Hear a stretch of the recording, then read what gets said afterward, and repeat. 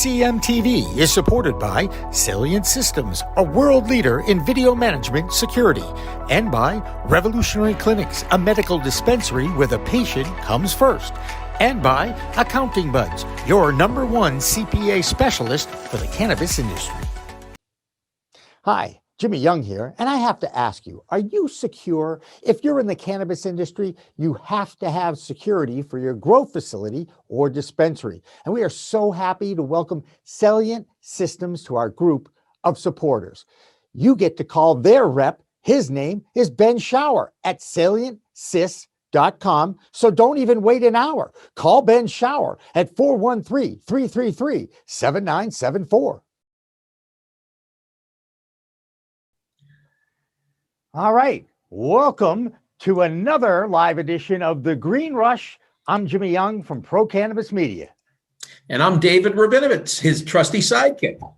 And we're also joined with a very special guest from Michigan. His name is Earl Carruthers. Earl, how are you doing today on a Friday? What up, though? What up, though? From Detroit, Michigan. I am doing just fried on a Friday.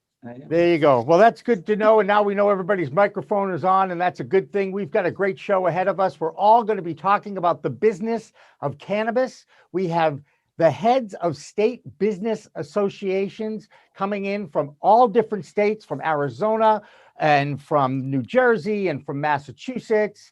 And I think we've got somebody from Michigan as well. But in the meantime, since we're talking about the business of cannabis, we'd like to talk with Earl Carruthers because we know that he is in the business of cannabis, or at least as an event producer, because both David and I were part of his Homegrown Weed Summit a few weeks back. So Earl, again, thank you so much for coming on, and tell us a little bit about the Homegrown Weed Summit and how you came about that idea. Yeah, the Homegrown Weed Summit was meant to get together 25 or more different home growers or people who have experience in growing to really teach people how to grow elite, clean cannabis at home, because there's a lot of information out there, YouTube, Facebook, blogs, and there's a lot of different egos out there. Some people think my way is the best way or this way is the best way. And the idea was to get together a bunch of different growers who have experience just to teach some of their things that went right and some of the things that went wrong, and any kind of pro tips as well. I can keep going. You want me to keep going? I will keep going. I want David. I'm actually waiting for David to ask you a question. That's really the next. That's why it was a pregnant pause. So Earl, what was the genesis? How did you happen to come up with this idea and put it all together? Wow, there's the true origin was that I was weeded out of the licensed adult use and medical market. No pun intended by saying weeded.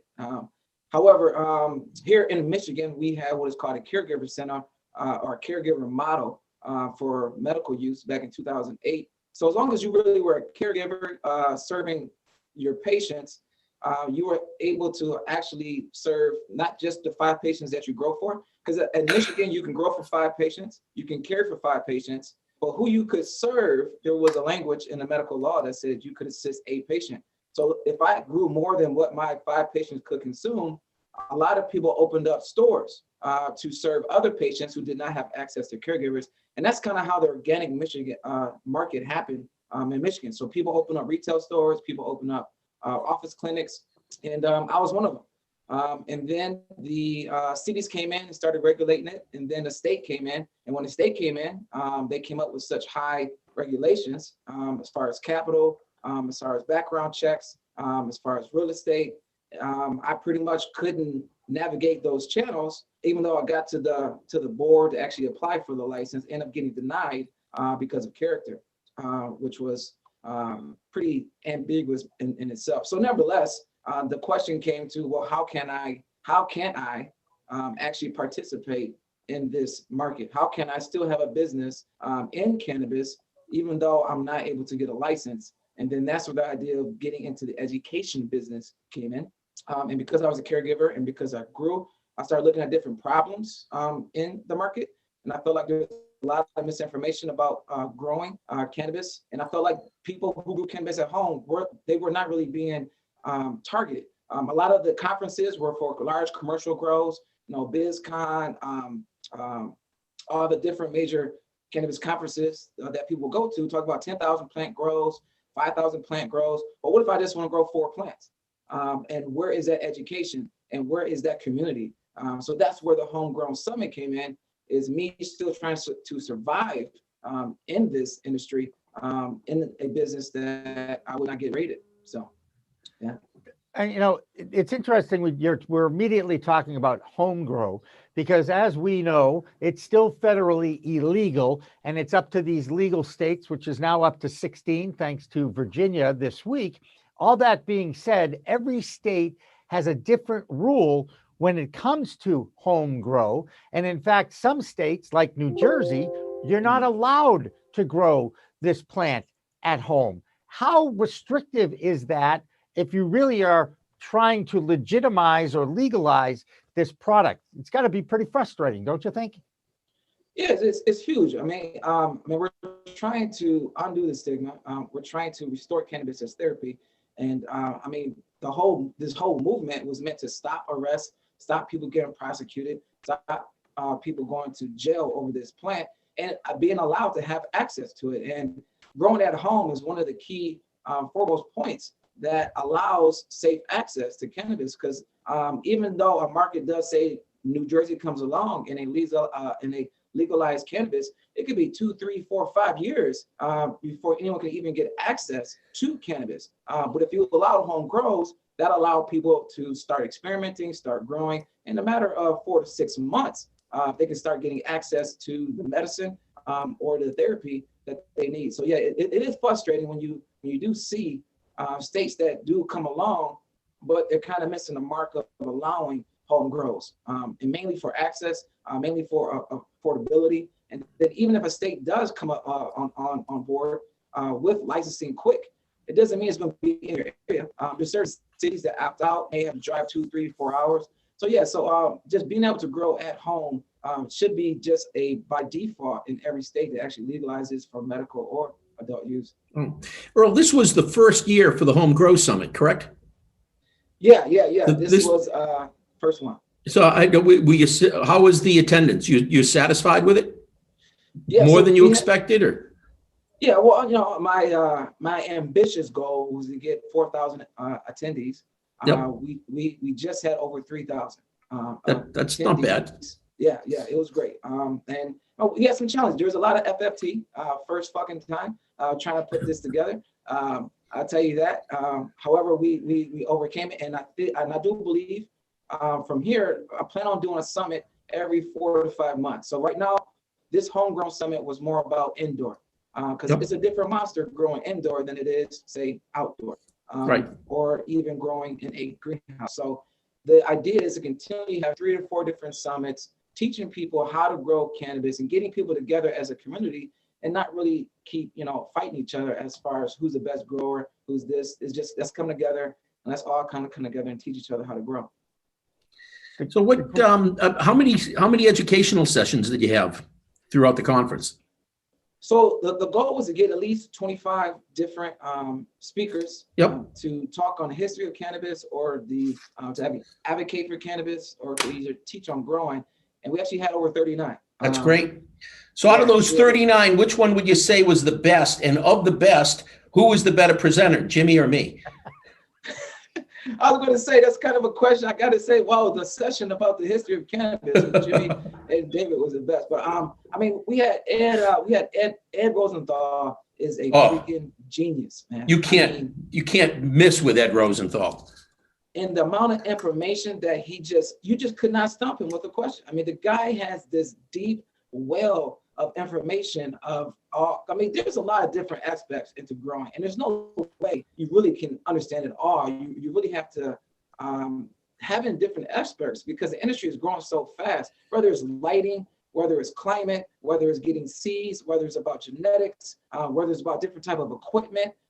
Is it LEDs? Is it HIDs? What type of water? What kind of nutrients? Yes. So we had different speakers teach on all those different points, and it all came together to teach you how to grow from all 5 stages, from the foundation stage of kind of knowing what you're trying to do, stage. The next stage is like the seedling clone stage, and then the veg stage, then the flower stage, and then the drying and curing stage as well. So all these different topics came together. So it was kind of beautiful, man. It was kind of beautiful.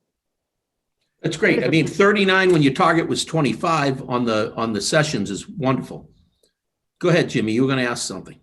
I really was too. Yeah. Okay, I will. I want to ask from the very get-go, one of the first things that I was enlightened to when we started on these podcasts and started interviewing a lot of people was the whole seed university, the whole universe. I mean, not the seed university, but the seeds.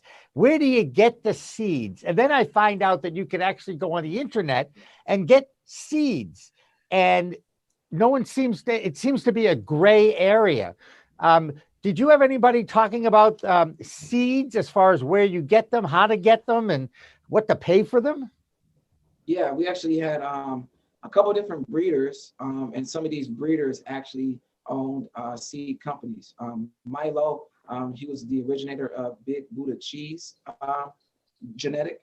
He came on, he talked about how to germinate seeds, how to identify good and bad seeds, and also how to acquire seeds. We also had Swerve from the Cali Connect. He actually talked on the security of your home grow, but then he taught on how to breed with using seeds. You can make your own like beer, you can own your own wine per se. You also can make your own genetics.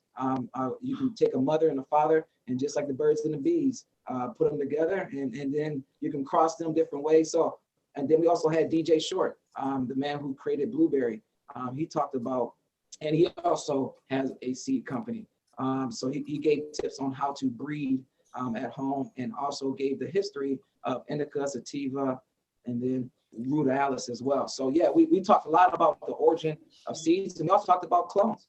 So one way of growing is from seed. Another way is cloning, meaning you cutting off a branch of the plant and pretty much having a identical replica of that plant. And that one plant, you may cut 10, 20, 30 clones. You don't have to go back and actually get seeds. So we also taught on how to identify a good clone to cut, and then even how to cut them as well. So yeah, we talked about that, and that was part of the stage one. So it's really day two. We talked a lot about seeds and clones. Yep.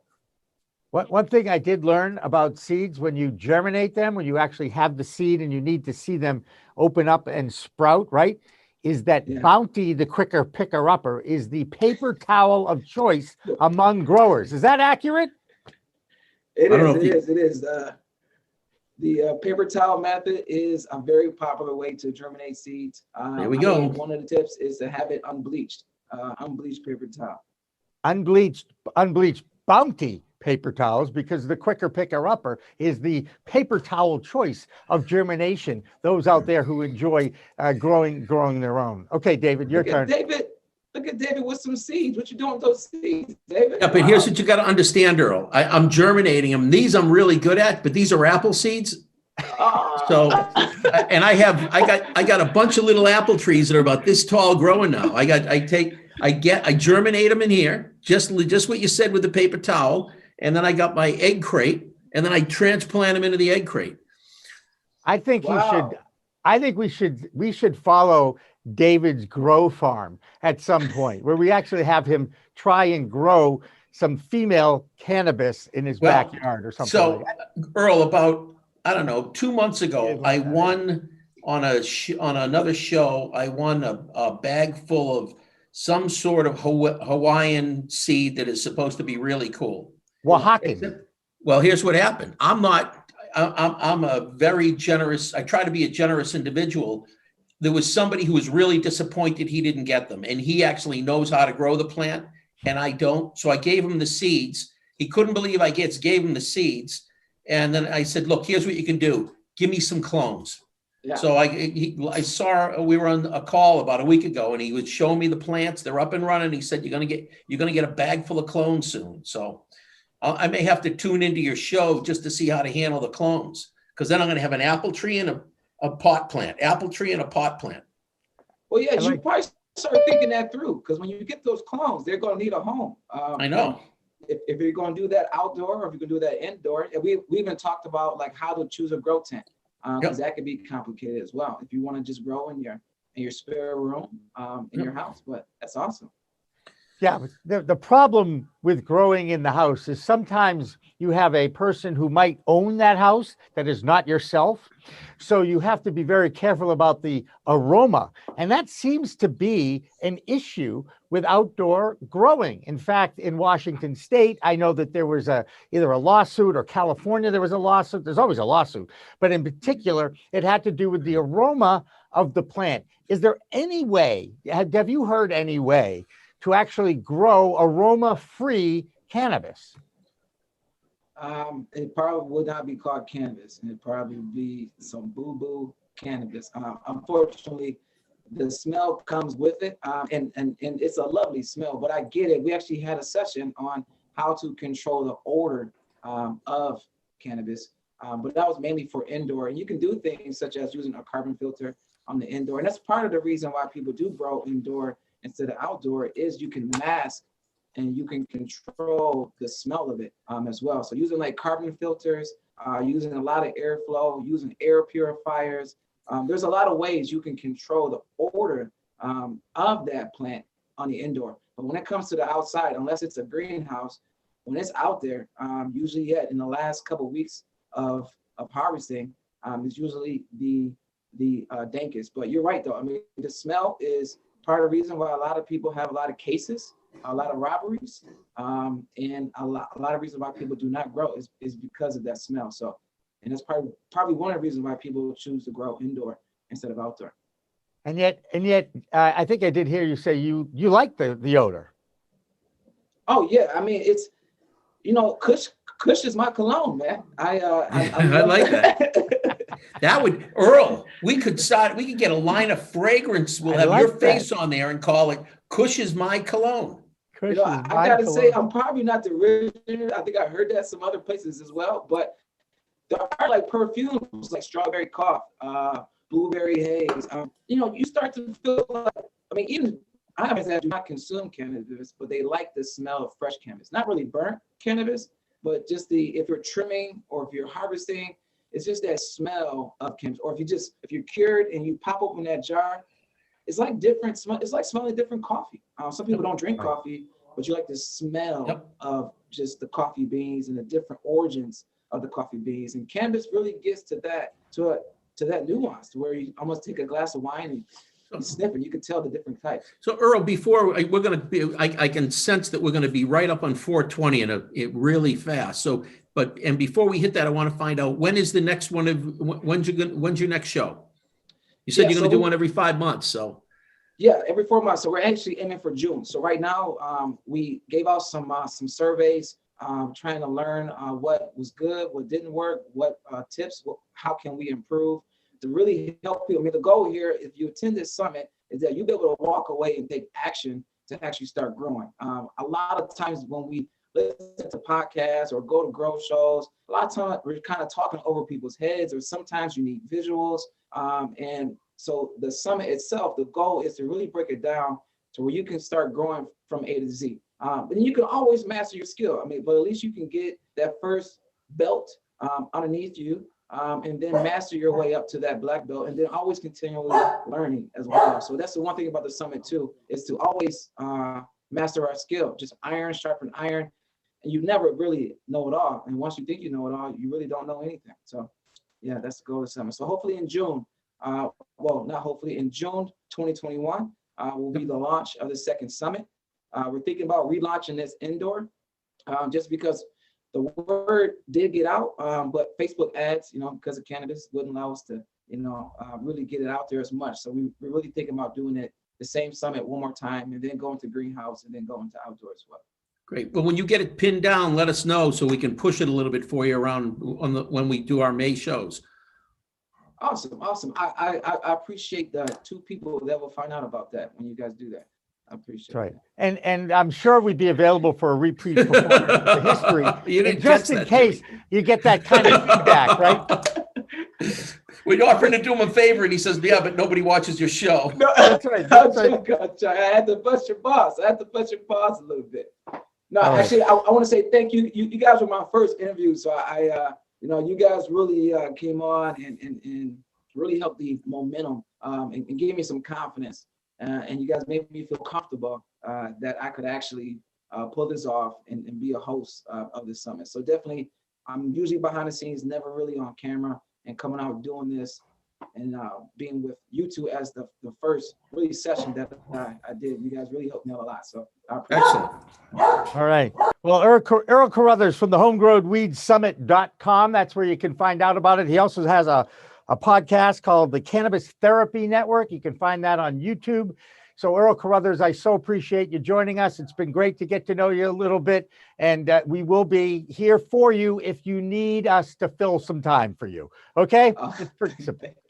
All right. That's Earl Carruthers. It's coming up on 420. Some perhaps on this show have already celebrated 420, let's just say, but we know that 420 is the cannabis culture celebratory time and date on the calendar. It all started in San Rafael, California, with a group of high school seniors at San Rafael High School who used to meet after school at 420 at the Louis Pasteur statue until law enforcement, being those sharp enforcers of the law that they are, picked up that they were always there smoking weed outside at 420. So then they adopted the call of public consumption of cannabis going on at the corner of Vine and Main Street. That's a 420.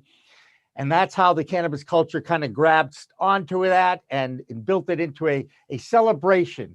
And we celebrate our 420 by saluting Jonathan Edwards, who is a local New England folk rocker from the 60s and 70s and one of my favorite artists growing up. And every time we heard his song Shanty, well, let's just say we didn't have to find the Louis Pasteur statue. We just went outside and partaked. I admit it, it happened, and it's now history. Enjoy Jonathan Edwards. On the other side, we come back with our Business Association Summit of our own. Don't go away.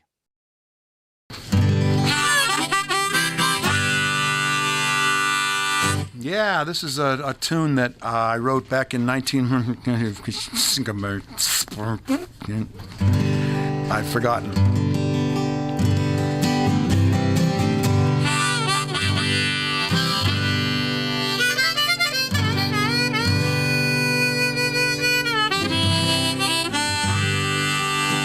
We had a saying in our old band, one of my first bands in 1966 or so. What are you going to do tonight? Oh, just... like every other night, just gonna lay around the shanty and put a good buzz on.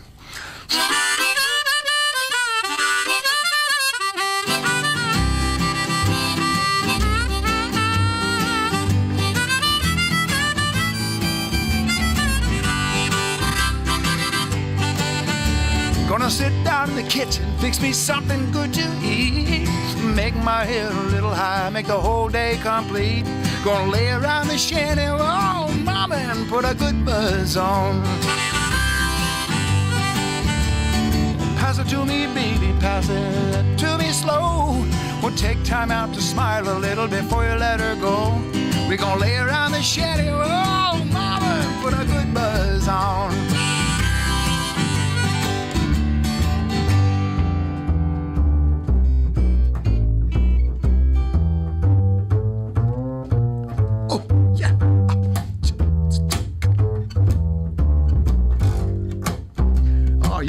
You're on something. Go ahead.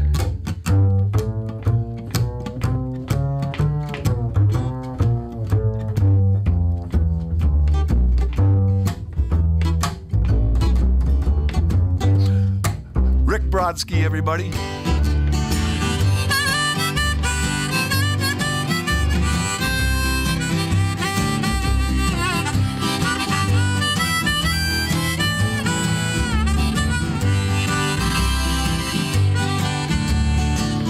Nothing to do and there's always room for more.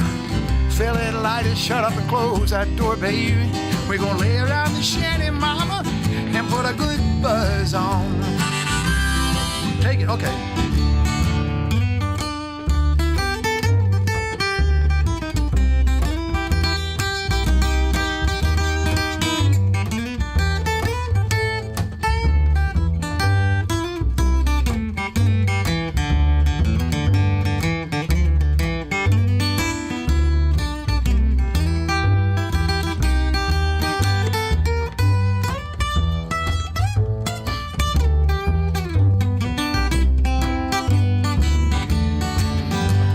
Prohibition never works, it's time to realize it. It grows in my backyard, it's time to legalize it.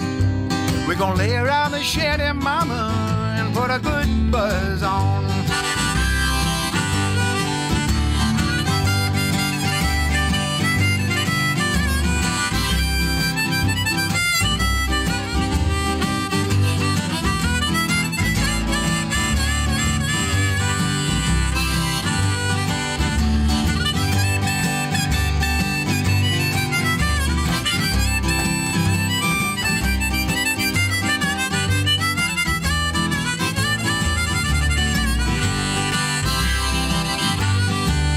I'm gonna sit down in my rented car. I'm gonna jam it into drive.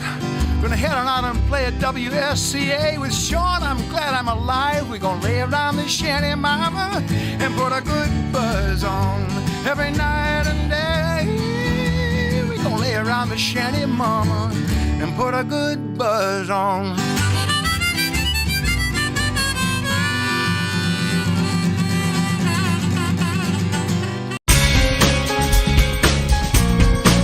Hi, I'm Ben Shower, New England rep for Salient Video Management Systems. Let me tell you what makes us different in the security space. We're your trusted advisors for all your security needs. I know how complicated the regulations are in cannabis, and working with Salient Systems will be the polar opposite of that. I give free consultations and will walk you through every step of the process so that you can get what you need at the price you can afford. We're robust, we're simple and scalable. We're Salient Systems, your solutions to all your security needs. Please contact me at the information below, and I'm looking forward to being your trusted advisor.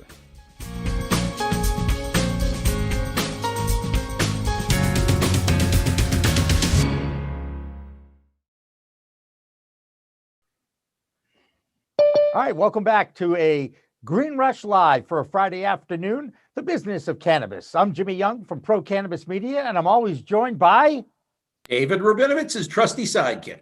my trusty sidekick, David Rabinovitz, and we're so happy to fill up the room right away with some great guests. And I believe we're still waiting for David O'Brien to show up. David O'Brien is coming on right now, Jimmy. It looks like he is too. But we do have Ed DeVeaux. He is the president of the New Jersey Cannabis Business Association. Edmund, thank you so much for joining us. Thank you for having me. There's David getting situated. We also have Dimitri Downing from Arizona. And he is, he's a legend in Arizona, as I find out. So, Dimitri, I really appreciate you taking the time. And by the way, I think every state in the union is jealous of how quickly Arizona got their adult use rec program up. You set a record in your state, and I know you were involved in that, and we all appreciate that. And Rick Thompson is with us as well, and he's from Michigan, and that rounds us up. So let's go around the block, as they say, or around the different quadrants here. And we'll start with Edmond in New Jersey, because I think they are the first ones, the latest in the game, if you will, now that the governor has finally signed the law. Edmond, can we talk a little bit about the struggle that went on for a long time in New Jersey just to get to this point? Well, look, everyone always goes back to when Governor Murphy was first running. And it was part of his platform. He had 3 items on his platform. It was the millionaire's tax, legalized cannabis, and the state bank. Every political outing he went to, every get out the vote event, those were the 3 top items. He gets into office, he guaranteed the first 100 days, demanded the first 100 days, and we got to, I guess, day 1,000. And we finally got it done. But it was a painful experience, but also a good learning experience. We found out just what it takes to really get legislation done. You really did find out what the real issues were with respect to trying to gain 120 individual interests. All right, 80 in the Assembly, 40 in the Senate. And you had to appease 120 personalities, but we did get there. And congratulations on that. Okay, I know there's a great sense of relief and pride when it's finally done. I know David O'Brien from Massachusetts Cannabis Business Association has gone through this over the last few years. David, welcome back to our program. Thanks, Jimmy. And Edmund, congratulations. I feel like I've seen a bit of the movie in the making. Back in 2017, when I worked for Wheat Maps, I was down in New Jersey quite a bit, meeting with the senators and representatives and other stakeholders, and hoping it was going to pass a year and a half, 2 years ago, and it finally did. So congrats. Thank you. Like I say, we're the tortoise that beat the hare. We beat to the punch. So it's not bad to be the tortoise. All right, let's go to Rick Thompson in Michigan, because he's here. Tell us a little bit about the experience of actually getting to the point where you do have another legal state in the union that has adult use cannabis sales. Well, thanks very much for having me on. In Michigan, we started off with a medical law in 2008. You heard Earl Carruthers earlier on this program. Great guy, good segment for you. He talked about the de facto industry that popped up. When we got our medical program in 2016, there was an existing infrastructure already established, so it had a huge leg up. At one point, we had 500 unregistered, unlicensed dispensaries spread across the state of Michigan. And when the medical program came in, we sort of transitioned from the unregulated to the regulated system. So when legalization hit in 2018, it was an easy step up. We already had all the components necessary to move forward at a quick pace, and we've seen a lot of success since then. But we're all jealous of what Arizona did. So let's bring Dimitri in now and let's talk to him. How in the world did you get it done that you took your medical program and just said, just open up another counter for the adult use recreational world, and you made it happen in faster time than any other state? How did that happen, Dimitri? Just a couple of times. November 2010, the voters voted on Arizona medical marijuana. It was implemented 2011. Delayed all the way through into the summer of 2012. The regulators were in charge of implementing that voter approved initiative. That was done by the MPP. We had a medical marijuana program from August 2012 up until, just a month ago. In November of last year, the voters voted on the initiative. The initiative created a regulatory framework that the regulators had to build around. And what quite frankly, the initiative was written well by the industry. I mean, well is kind of a subjective concept, but it was written well for the transition from medicinal to adult use because it was written by the industry.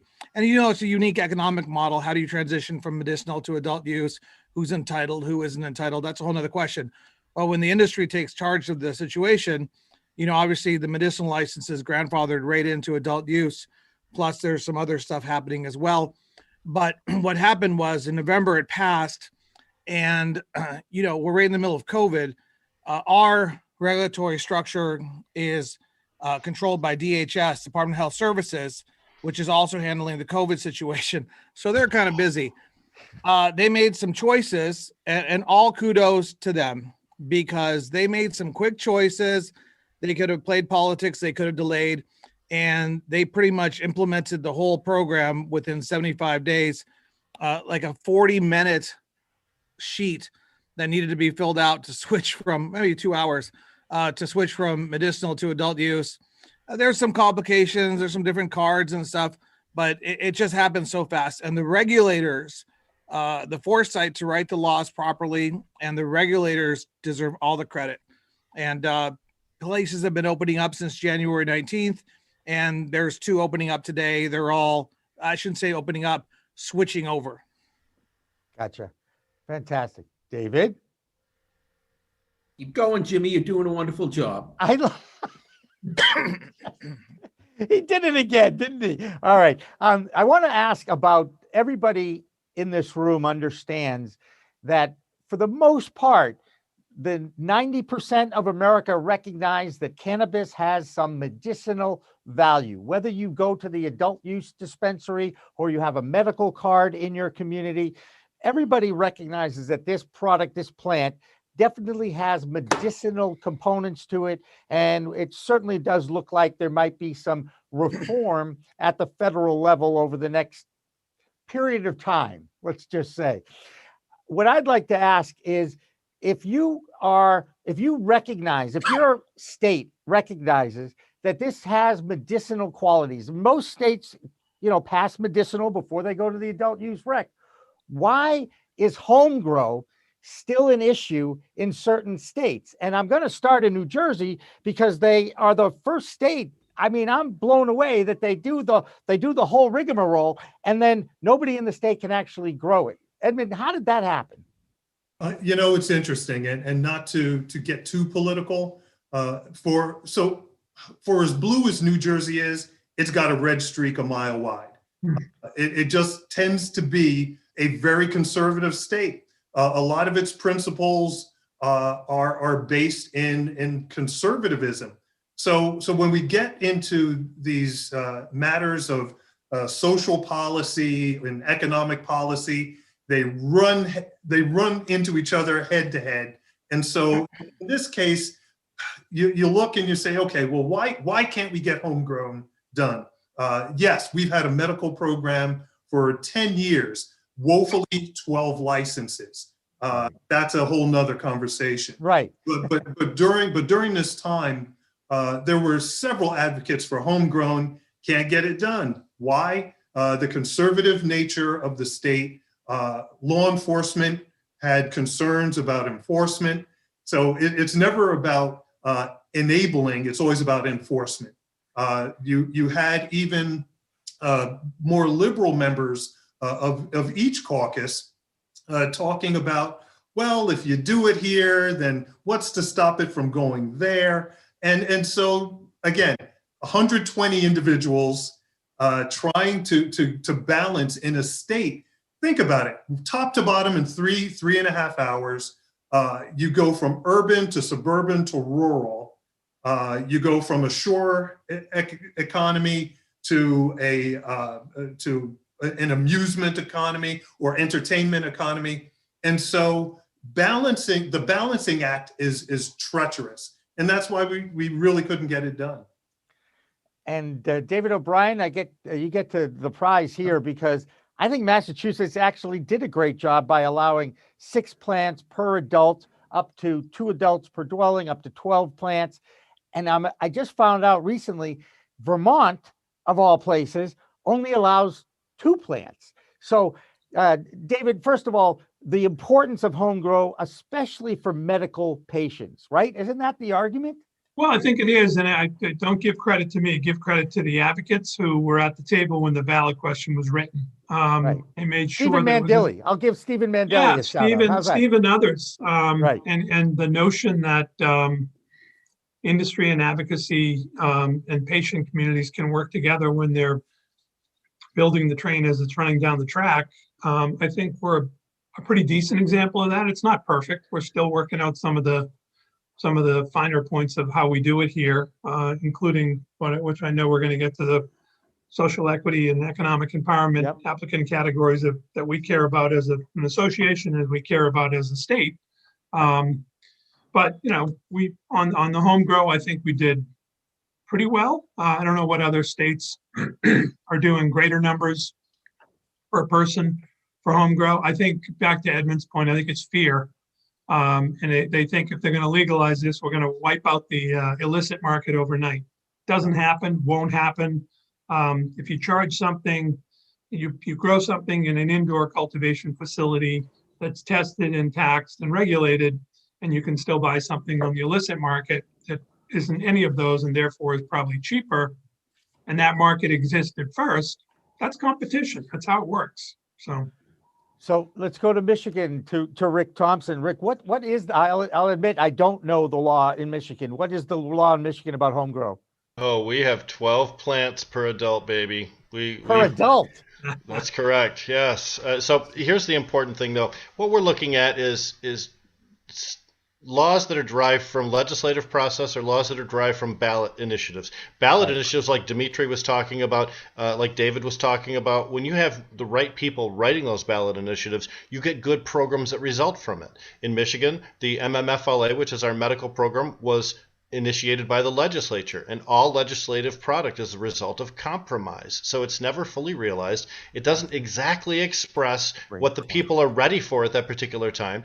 And at that particular moment, it turned out to be a very onerous, very, very difficult to get into situation. They put a lot of caps on things. They put a lot of high bars for entry. And when we wrote the 2018 ballot proposal for the legalization, it was much more relaxed. It was much more realistic, and it gave those people that Earl Carruthers talked about earlier today, the caregivers, a legitimate path to entry into the industry, a path that really didn't exist in the way that the legislature had conducted the medical business program previously. All right, Dimitri, what's happening in Arizona? How many plants in Arizona? Jimmy, first of all, I'd say I'm an advocate for home grow. I have my grandfather's machete here from the fields of Oaxaca, Mexico, from the 1950s. You know, I know, Rick, come on, you have your machete too. You're a home grow guy. What is up with the machete? Hey, here we go. About the plants You down? got to show your machete. You'd have to measure how many inches that machete blade is, man. There you go, Rick. I was about to say, now we got the guys who are going to pull out their instruments to see who's got the bigger one. Okay, don't make me do it. Don't make me do it. So let me throw this out here, because I've been involved. I'm an ex-prosecutor, went to U of A Law School, economic development specialist. 2012, my family got dispensaries and one cultivation here in Arizona. I've been involved in policy and legislative stuff since 2012. You know, I've become more of a free market guy, and more of we need to push in that direction, because whatever regulations that we tie to home grow inevitably becomes the drug war 2.0. And my concern is, over the years, I wanted to ask Edmund about this, is that, you know, I got involved as a lobbyist right from the beginning. How do you protect, maximize, enhance the interests of the existing individuals who control the licenses and the medicinal marijuana structure? That was my question posed to me, and I went head to head with the MPP, and we made a mess in Arizona. I'm very familiar with all the nuances. Fortunately, you know, cooler heads and intelligence and knowledge was acquired over years, and the 2020 initiative was drafted to include home grow as well. But what I'm wondering, and I was wondering how this went down in New Jersey, and I think, you know, it's something that people should be concerned about, is we need to watch carefully with industry lobbyists or any other special interest group lobbyists that want to come through and limit home grow to limit their competition. And that is an unfortunate reality that consumers need to be aware of, that patients need to be aware of, that anyone involved in the cannabis space need to be aware of. And what I'm wondering is, did you see any of that presence in New Jersey? Because we finally got it all worked out in Arizona, somewhat worked out. That's a great question, Dimitri. In fact, I'll share this. The lobbyists had nothing to do with that issue. It was purely a question of, if I put it in the bill, can I get the bill passed? And for the last 4 years, between the governor's office and the legislature, they were counting votes. They were like, you had to get to 21 and you had to get to 41. And it really did become a question of, can I get to 41? Can I get to 21 if I have home grow in the bill? And the answer was no. Right. And again, this is understanding New Jersey, right? This is understanding the nuances. You can have a North Jersey Democrat who says, home grow, I don't care how many plants, it's your right to do so. You know, stop law enforcement, defund the police, you know, right? And then you have a South Jersey Democrat who has a conservative constituency who says, I will not vote for home grow. And when we started counting votes, you couldn't get to 41 in the assembly. You couldn't get to 21 in the Senate. You know, a good lobbyist who doesn't want home grow goes behind the scenes and talks to those conservative fuddy-duddy legislators and says, hey guys, you know what? If you have home grow, you're going to have a bigger problem. So you want to be opposed to home grow. They don't do it very publicly. They do it in a very subtle and manipulative way. I'll be honest, I don't think that was even part of the discussion. Just keep your eyes open. For 20 years, here's a perfect example. Former member of the assembly, current mayor of Trenton, Reed Gociara, for 20 years has been pushing a legalized cannabis bill until he left the legislature. Couldn't get it done. Could not get it done. 20 years advocated for it. We have minorities for medical marijuana that were for it, can't get it done. It is clearly the schizophrenia of New Jersey. It just is. But that being said, everyone did pull together to get to 21 and 41 when it came to the legalization bill.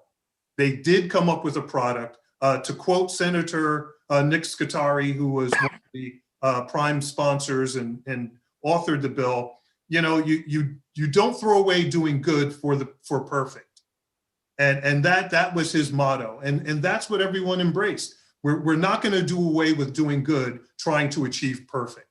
And so once everyone embraced that, we ended up with a bill that, no, it doesn't answer all of the problems. It doesn't get everyone to where they want to be. In fact, we had to talking about social justice, we had to work to get social justice in the bill at the end of the day, but it got there. And so here we are. But home grow, it's one of those issues. It will be debated in New Jersey for as long as it exists. And I just don't like lobbyists. a little late to the party, a little late to the forum, but someone we have a lot of respect for on this show, Aaron Goines, also joins us. So I want to introduce him to you all. And I think it was a good segue because Aaron is definitely a champion of social justice in Massachusetts as an entrepreneur as well. And Aaron, it's time for you to kind of weigh in now that you've listened to a little of the different states of how they've handled home grow and getting to the point of getting it legalized, at least at some capacity in all of these states. Where do you think we go? And does any state ever get it right? As long as money exists, no state is going to get it correct. Let's just be frank and honest here. This really comes down to maintaining the levers of control and centralization of power so that you can effectively inflict your will. God forbid that people have the power to grow whatever amount of plants that they want to grow. I don't see the Department of Agriculture kicking down my door because I decided that I'm going to have, a couple rows of corn in my backyard that I'm growing, but it's only because of the massive amount of money here and the fact that it could hit the bottom line of incumbent players.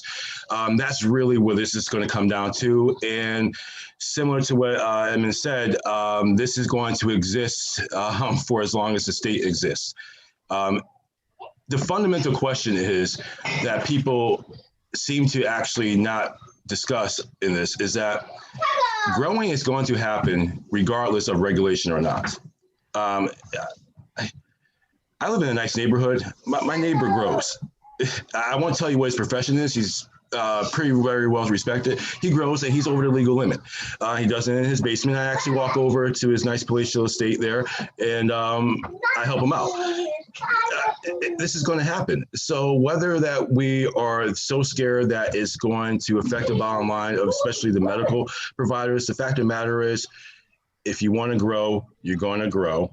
The limits are really not large enough to actually let anybody comply with because they're not at a limit that allows for a consistent supply for a medical patient of which to live off of. So you're actually inviting violation by having these caps being so low and unrealistic in the first place. So it's a catch-22. We're just going to keep on playing this game and it's going to continue to get grown. The states are going to make their tax revenue. Eventually, they'll kind of forget about it for a little bit of time as the recreational game will really be the thing, the apparatus that drops all the money down to the bottom line. And the medical part of this is going to be kind of a forgotten, distant memory at some point. And that's just my financial analysis on, I think, how it's going to develop. I would just add this one point, Aaron, thank you very much. The fact that we're discussing home grow and putting it into legislation speaks volumes to the character of the cannabis community. For years, we dealt with the stigma that the cannabis community was unlawful, wanted to be unlawful, and yet the fact that we're discussing, can't we make home grow part of legislative infrastructure, speaks volumes to the cannabis community that wants to do things right. And so the fact that we're arguing it is unfortunate, but it does speak volumes to the people here and certainly the advocates that were for it, wanting to do it right. Well, I'll tell you what, if I'm going to be banking on legislators to get it right, there's going to have to be a lot of work by those lobbyists to enlighten and educate them. And I know that is ongoing. And I know that even at the federal government level, they're trying to bring reform through social justice. That's kind of driving that green rush in Washington, D.C. right now. So I think this is a great time to go around the room and start talking about what are those plans and programs that each state has for the economic empowerment individuals, and are they working, and what program does seem to be working versus another one that has been a complete failure. And David, David O'Brien, I'm going to give you the first crack at this in Massachusetts because, I'm kind of familiar with what's going on here. So tell us a little bit about what we're trying to do here in this state. You got to open your mic. You have to unmute your mic, but I appreciate that. Oh, no, we disappeared. That sometimes happens to me too. Yeah. When we get older as men. Yeah. I could sing a song, Jimmy, if you want me to. No. David, you are on mute. I just saw the little red microphone come up. So we cannot hear you, David. So do that. Here's the thing. Go back out of the room, come back in the room, and I'm sure it's going to work, and just make sure you're unmuted. Is that cool? Okay. You want me to talk about Arizona? Yeah, go ahead. Go ahead, Dimitri. I love that. Jump right in. Yeah, I'll just jump in. So Arizona, just real quickly. So one of the things that happened with our initiative is that a lot of people were upset about the industry taking over and switching directly from medicinal to adult use with no new licenses. That was basically the model that lost back in 2016. And that was one of the more controversial regulatory structure changes that occurred.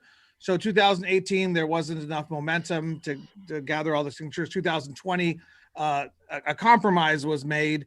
The medicinal licenses flipped over to adult use.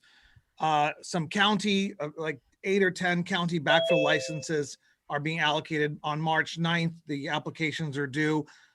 That's not enough. We need more retail locations for patients, at least, to be able to access cannabis throughout the state. But we'll probably get to that in 2022 or 23. Hopefully the industry lobbyists will agree and there won't be any pressure from any one particular one to try to stop that. So one of the compromises that was made was 26 social equity licenses would be issued at sometime in the end of 2021. So Arizona, there's a little provision in our initiative, in our ballot initiative that says thou shall issue 26 social equity licenses. And the state's going to figure out what that means sometime this summer and how to allocate that sometime in Q3. That's how our social equity program is going to work. There's a good 1,000 individuals that have an opinion of what social equity is and how the process should occur. And as we all know, there is no right, there is no wrong. There's a bunch of big learning curve as to what social equity is and how they should be issued. I mean, for example, in Arizona, you wouldn't know this, but there's tons of Indian tribes that every single one of them has a family member that was screwed by the drug war because they were all transporting from Mexico to Phoenix and Tucson, et cetera. People don't talk about the Native Americans in the drug war, but my God, I was a prosecutor myself. I put people in jail for being entrepreneurs all day long. They should be included. So Arizona, has to figure that out on its own. But if I may real quickly just say, MITA, our organization, because there wasn't a lot of activity or need for us in regards to transitioning medicinal from adult use, that was really simple. We've committed our energies towards what we call the Social Equity Mentorship Program. And I'll share you the link, it's on our website, but we've created a 62 hours worth of coursework, 30 deep dive 1 hours, 13 2-hour sessions, and then 6 hours of sessions taught by the former Department of Health Services, a guy who created the entire medical marijuana program for 5-6 years. We have 62 hours worth of knowledge that we're making available for free because we challenge the industry, ancillary, auxiliary. Weedmap stepped up and funded our program immediately when they heard about this. Zuber Lawler, we challenged the industry to teach and give back. I call it social equity step 1 or social equity step 3. Step 1 is teaching and educating. Step 2 is who deserves it. Step 3 is applying and making sure it's accountable, et cetera, et cetera. Or you can do it in the reverse. Who deserves it? How do you apply and make it accountable? And then teaching. But either way, the industry has a duty to step up and teach, because, you know, there's been 8-10 years of medicinal marijuana in Arizona and other trends and patterns and important things happening around the country and everywhere else. So we're jumping in and giving all that information for free. So if you go to MITA's website, right now there's like 7 of the modules are done. So there's 14 hours on there. By May, there's going to be 62 hours. And then when the social equity thing gets going crazy, you know what we did? We taught.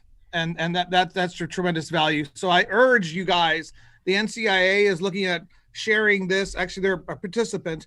They're going to share it with all their associated allied programs. Different people are copying it. It's all open source. It's all online. It's all on our MITA website. We're just trying to create a model to help people. All right. Now we have David O'Brien is back with us, and I do think he's connected. Am I right, David? I hope so. Can you hear me? Yes. Tell us, we all know, well, we in Massachusetts know about what's been going on in the Bay State as far as social equity social equity. Why don't you give us a little synopsis of how that's going and those delivery licenses, as it were? Well, first, I'm going to steal everything Dimitri just said. Since it's open source, I'm going to collaborate with him on grabbing some of that content. Our Cannabis Control Commission has training and curriculum for social equity applicants and economic empowerment applicants, which is really to, I guess, bone people up on categories of licensure, whether it might be somebody wanting to seek a license or be doing ancillary business in the space. Our success rate, this is not a knock on the commission, our success rate of getting social equity and economic empowerment applicants all the way through to the finish line of getting licensed has not been great. It needs to be better. We are excited as an association to lean into some of the topics, Jimmy, I think we did on your last show, as it relates to the delivery license. So in Massachusetts, we had sort of a pause on our delivery licenses and our social consumption licenses. We still have a pause on our social consumption licenses, but the commission decided last fall that on the delivery license, 2.5 years into 1 billion with a B in sales in the industry, maybe it was time to have a license category that was unique and exclusive to social equity and economic empowerment applicants. And that's what they decided to do with 2 new delivery licenses. So there's a deliver from a retail establishment, and there's another delivery wholesale model where you can open up your own warehouse and deliver it direct to consumer. Those are for a 3-year exclusive period, available only to Massachusetts applicants who are social equity or economic empowerment. And Aaron, you might be able to help me with the number. I think it's close to 400, 450, maybe 500 applicants that make up the 2 pools. Yeah, you're right. But one of the biggest struggles, and it's strange to sort of say, well, getting access to capital is difficult for anybody I talk to in the space. It's particularly difficult for Black and brown communities, for disproportionately impacted communities, for people who have come from either a family background, who have come from a neighborhood, or both, who might have a drug arrest record or incarceration in their family. And this is something, Aaron, I know you're on this. We're going to be meeting with stakeholders in Massachusetts about trying to set up a social equity loan fund. There needs to be other provisions for social equity and economic empowerment applicants to seek and win over capital to start their businesses. Another thing that I'm excited about, and it came out of the crisis, I guess, of some respect, of something that went on over the last several months here, where there was folks in the industry were suing our Cannabis Control Commission to stop the delivery license decisions that the commission had made. We were supportive of the commission's position of setting aside the licenses for a 3-year period, but I think there's a moment in this to challenge industry to say, okay, You say you care about an industry, or you care about social equity and economic empowerment. Let's see how. Get to the table and help us fund businesses, mentor businesses, train businesses, give them business, coaching, adopt a company. I mean, there are many ways that this can go, but we need people who say that they're willing to do it to step up. And we're hoping to be one of the catalysts to sort of put those relationships together. And I know that, Rick, you want to talk about Michigan, but we're going to take a break. I got to take a break at the top of the hour. When we come back, Rick, I'm going to let you talk a little bit about Michigan's workforce development and social equity programs that you guys have in that state. And we will continue with our discussion about the business of cannabis on Green Rush Live after this. Don't go away. Hi, I'm Ben Shower, New England rep for Salient Video Management Systems. Let me tell you what makes us different in the security space. We're your trusted advisors for all your security needs. I know how complicated the regulations are in cannabis, and working with Salient Systems will be the polar opposite of that. I give free consultations and will walk you through every step of the process so that you can get what you need at the price you can afford. We're robust, we're simple and scalable. We're Salient Systems, your solutions to all your security needs. Please contact me at the information below, and I'm looking forward to being your trusted advisor.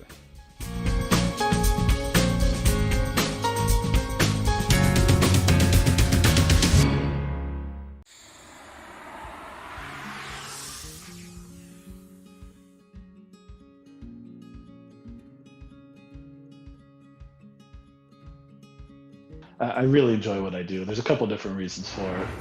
First of all, I've always been an accountant, and it's kind of a nerdy thing to say, but I do love accounting. And I also love helping companies. I love helping people build their companies, especially small to mid-sized startups. I've always been someone that's, in all my roles in industry, it's always been building teams, building companies, building departments. And to be honest, I love working for myself and owning my own company. So I love what I do every day.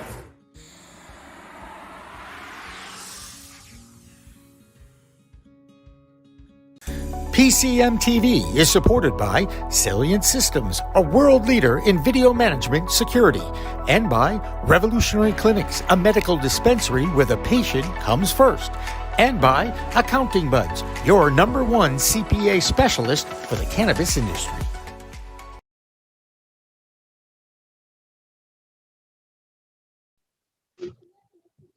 All right, welcome back to a Friday afternoon edition of Green Rush Live.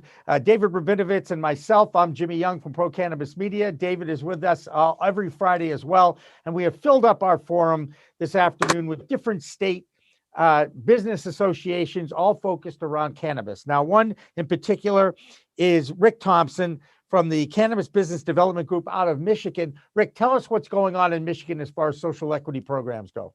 When we drafted the legalization program, we included a mandatory social equity program along with it, but it's become more superficial and less substantive. Each individual company that seeks a legalization license has to submit a plan for social equity, but there's no enforcement, there's no regulation behind it. It's voluntary. Recently, the Marijuana Regulatory Agency asked if they would mind if those companies had their social equity program published. Although there are hundreds of different groups in Michigan that have filled those out, only about 40 agreed to have them published. And many of them said things like, we're going to educate the community, or we're going to sell the best cannabis we possibly can. That's how we're going to help. So in that instance, that wasn't so great. We also have a program which gives discounts on licensing fees, which sounds really good too, but as a percentage of the entire amount necessary to launch a business, a discount of $15,000 to $30,000 doesn't really amount to a significant enough of a difference to make a decision between yes or no to launching a business in the cannabis space. What we've seen in Michigan, and I think this is true of most other states as well, is that the greatest opportunity for social equity exists on a municipal level. Deciding who gets licenses is important. Municipalities are the gatekeepers of the cannabis industry because you can't force a community to accept a business. If you see California, you see Colorado, see Michigan here, you see a lot of municipalities that have said no. Some of them that have said yes are already full. so that when you launch your social equity program, African Americans or other people from disadvantaged communities don't have the same type of opportunities that those that got in first do. So as municipalities come online, especially now that we've already been launched for a couple of years, it's even more crucial that they adopt social equity programs that favor people that have been disadvantaged in the past, because it's impossible for cities that have already adopted ordinances to go back in time and fix that problem now. Hey, Rick, I obviously have a lot of very strong opinions on that, but I'm curious from your perspective, what's the right way to get the municipalities interested in social equity?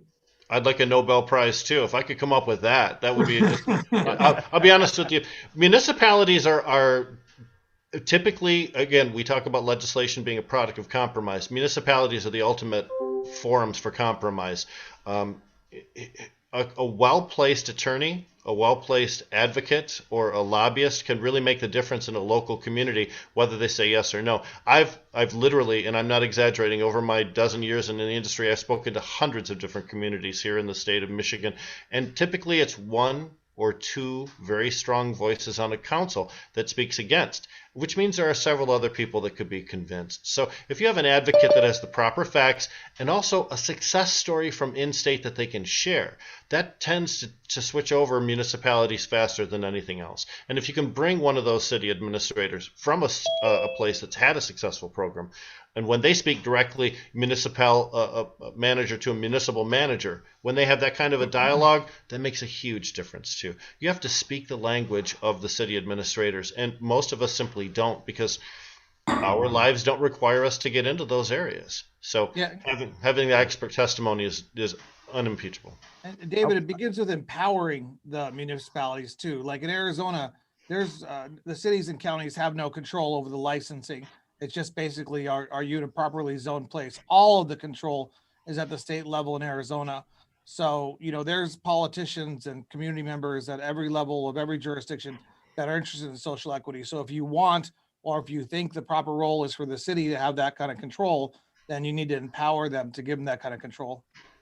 Let's go to Pamela Althoff. She's the executive director of the Cannabis Business Association of Illinois. Pamela, thank you so much for joining us. And can you give us a little history of the pursuit of not just social equity, but also the pursuit of legalization in Illinois? Because it's a relatively new state to the game, and they're doing quite well there.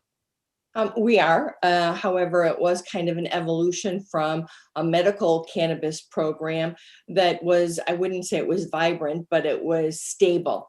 And so when the state of Illinois recreationalized cannabis, they took the existing program, kept the same regulations, people were familiar with those, and they allowed the industry that already had been operating and vetted by the state to have co-locations where they were selling both medical and adult use recreational cannabis. And then the industry was also allowed the ability to have one more physical location within the state. And that is a very vibrant, robust market right now. In fact, they just reported that the sales for February 2021 were about $80 million for over $1 billion of product. Last month, it was 88 million, and that is double what it was 1 year ago. As people become more familiar and as cannabis becomes more normalized as part of the overall retail business, people are flocking to our dispensaries and purchasing. And the part that I like the best is everything that the general populace of Illinois felt about the recreationalizing of cannabis from a negative perspective was completely unfounded. These operators are good neighbors, they're professionals, they do it right. We haven't had any type of massive law enforcement or accidents related. It has been a really nice, methodical rollout, except for our social equity program.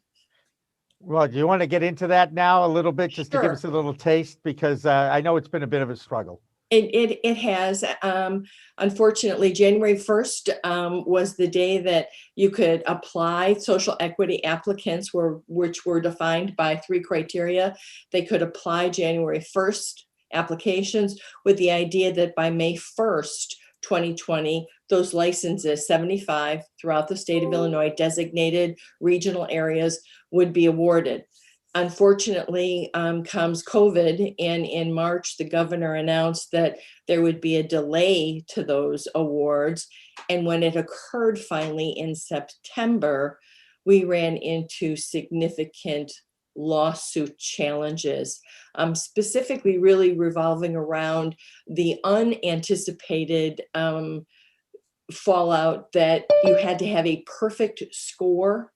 And what really was not understood by many, including many of my legislators and many of the people within the industry, that you had to have a veteran on your organizational team to get that perfect score.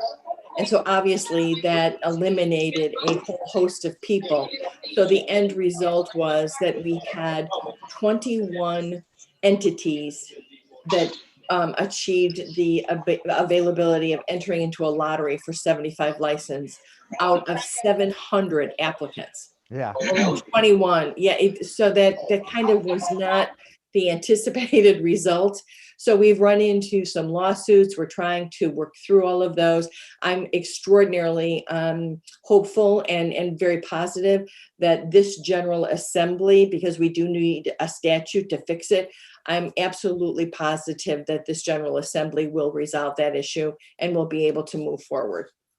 Well, let's certainly hope so. There's one more person in the room that we haven't introduced yet, and he's from one of my favorite states in the union, the great state of Maine. It's Joel Pepin. And Joel, welcome to the Green Rush Live. How are you, sir? I'm very well. Thank you for having me. Well, thank you for joining us. Maine had a struggle for a long time, too, before you guys got adult use rec. You had a very vibrant caregivers program, and somehow or other, everybody seems to be surviving, but they're not all getting along. Can you give us a little update on what's going on in the great state of Maine? Yeah, I mean, where to start? There's a lot of stuff going on right now here in Maine, but mostly all positive overall. The adult use program is launched. Obviously, Maine had passed in 2016, one of 4 states. We were the longest program in the history of the United States to actually launch an adult use program after being voted in by referendum. So that's finally launched nearly 4 years later.